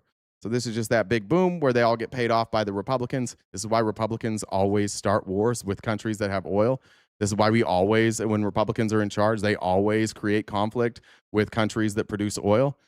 Why? Because they're going to make their donors a bunch of fucking money. To those who benefit from selling oil. Thank you. Ambulance said, fuck Robert. Trudy says, fuck off, Robert. Goddamn, what'd you do, Robert? Thanks, bud. Oil, which is to say oil companies.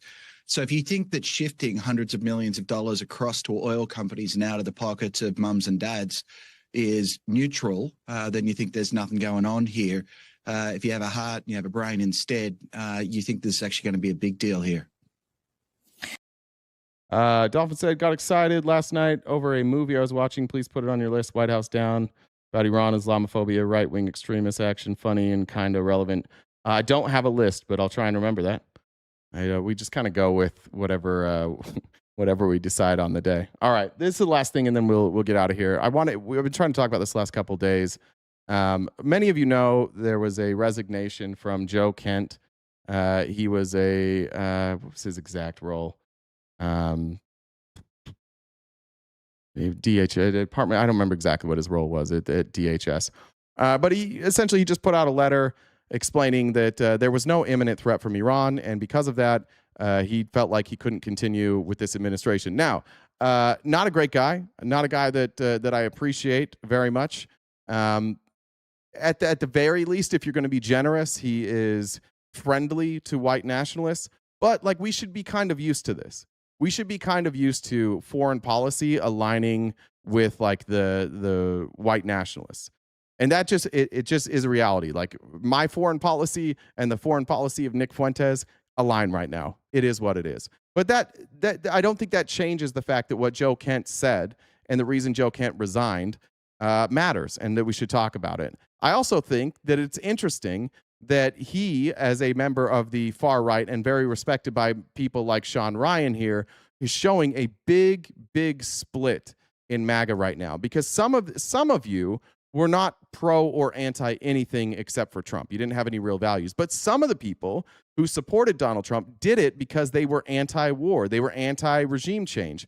Joe Rogan is another one of those specifically. Like, he loved Tulsi Gabbard. Tulsi Gabbard was like his gateway drug to Donald Trump because she sold him on regime change wars being a fucking nightmare. And she was right about that. And so when Joe Rogan had her on and then she aligned with Trump, it was like, it made sense for Joe Rogan to be like, oh, cool.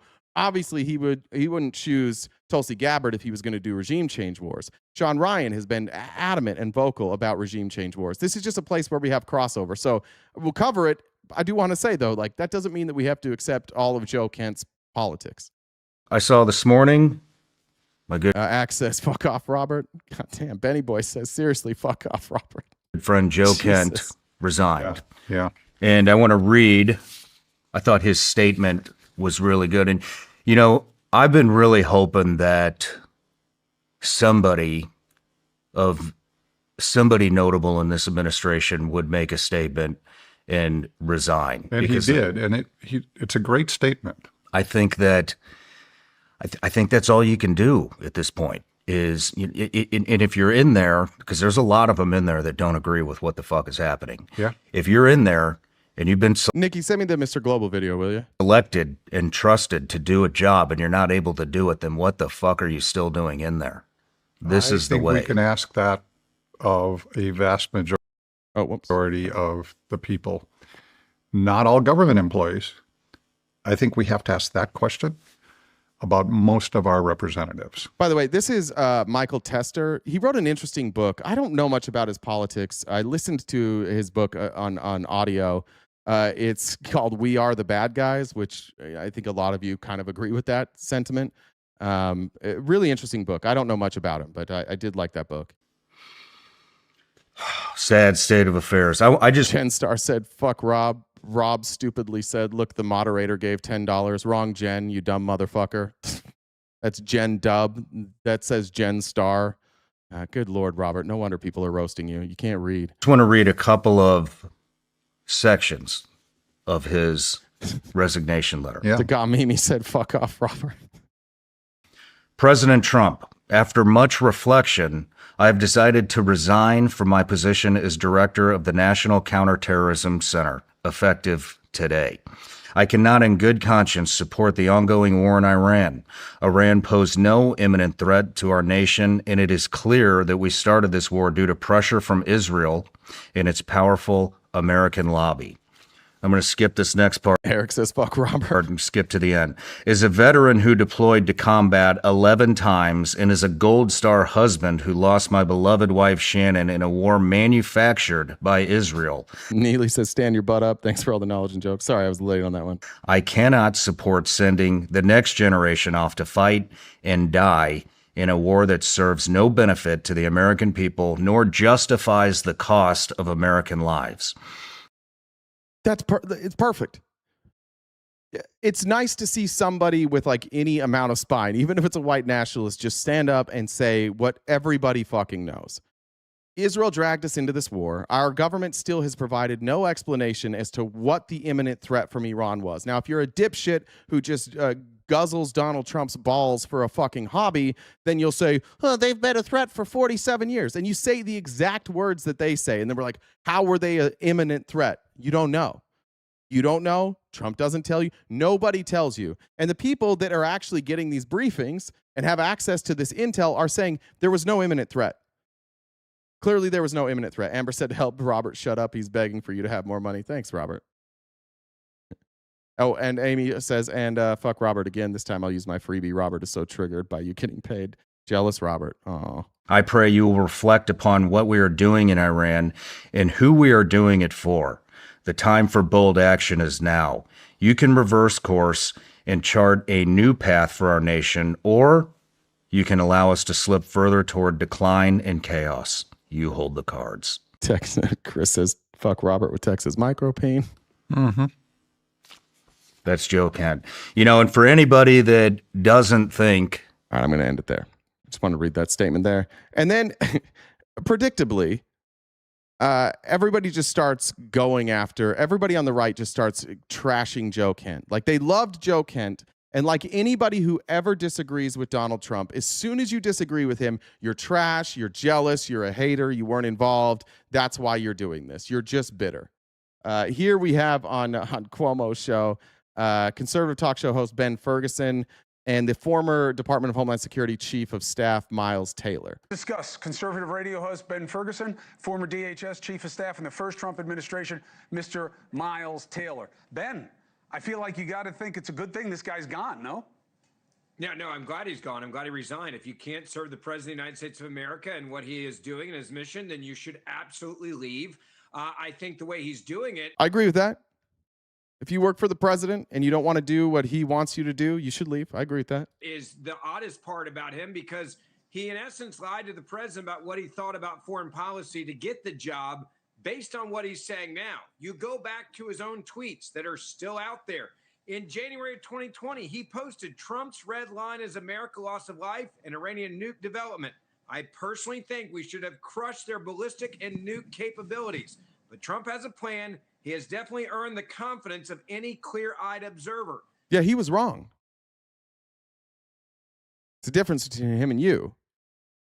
They didn't have nuclear capabilities.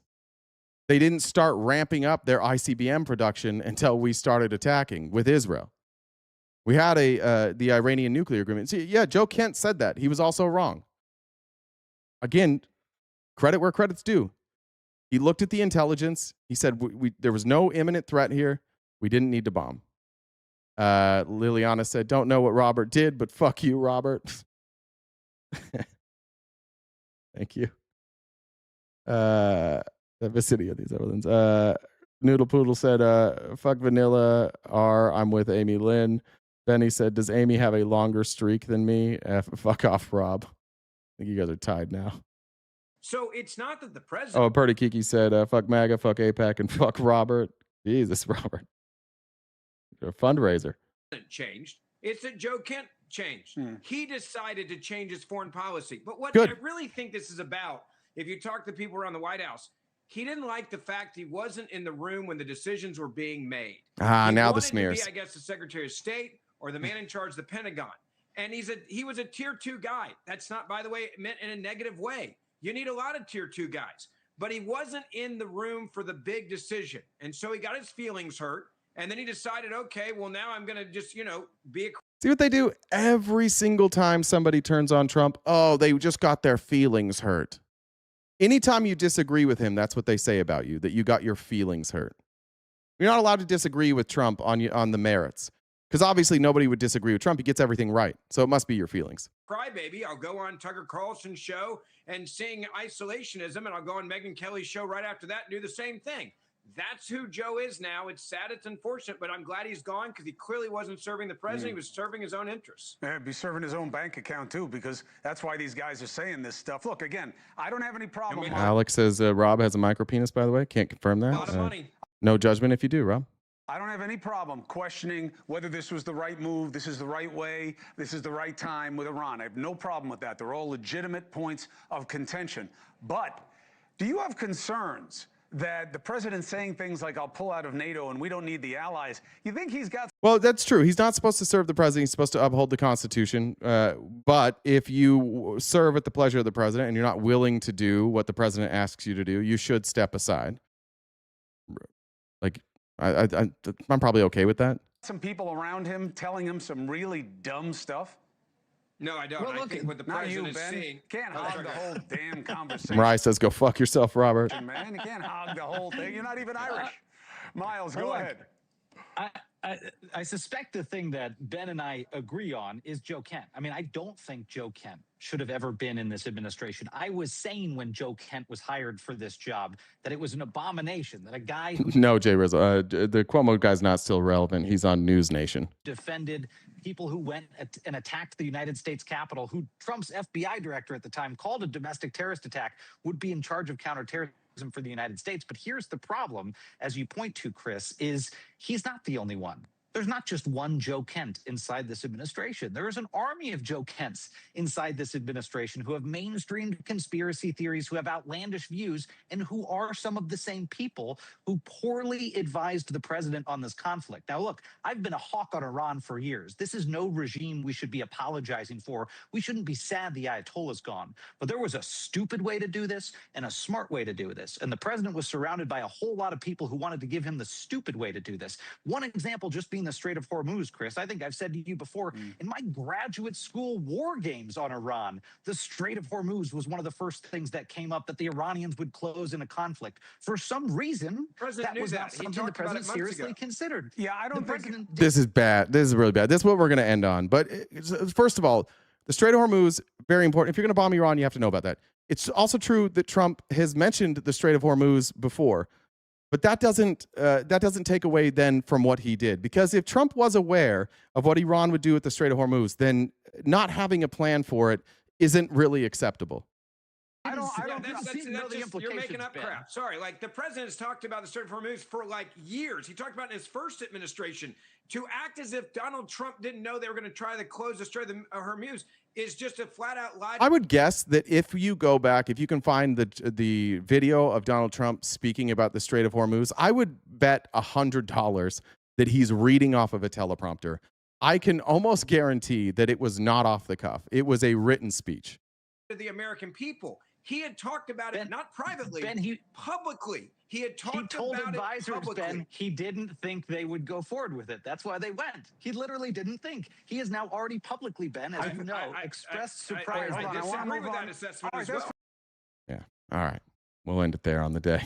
I got a bunch more of Iran stuff to talk about tomorrow, including the fact that it appears that Donald Trump and this administration are now lying about negotiations, lying about Iran coming to the table. Nobody involved in these negotiations outside of the Trump administration, including our allies, are backing up what Donald Trump is saying. And that's why I thought we'd get there, but that's why this was the background here today. And we'll talk about that more tomorrow. But until then, guys, take care of yourselves. Jen, you got anything you want to say before we get out of here? David said, call reason why I'm donating to say, fuck you, Robert. Thank you. Yeah, we appreciate you, Robert, for helping us hit our gift goal today. That was awful kind of you. I want to remind, so Casey wanted me to remind everybody that the deadline for filing for the March Madness brackets is for tomorrow. So if you're in the Discord and you're participating in that, the deadline for that is tomorrow. All right. Somebody said my dad was the guy in Mr. Hands. I don't know what that is. What's Mr. Hands? Oh.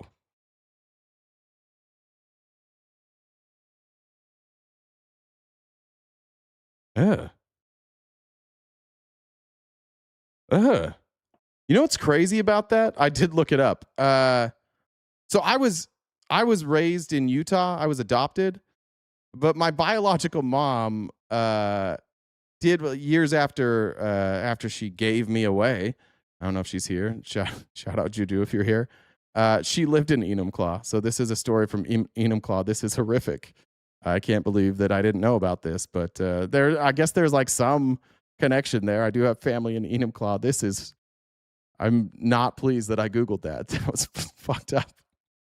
I hope that guy was. I do know my dad's name. What's this guy's name? This is James Michael Tate, and that's not his name, but that would be tough if that was my dad. Pretty good joke, whoever said that. I don't know if you were friendly or not, but that's a good joke, whether you are or not. All right, guys, I will see you tomorrow morning and every weekday morning, 9:30-ish to 1-ish Pacific Standard Time. I'm sorry I have to cut it short today.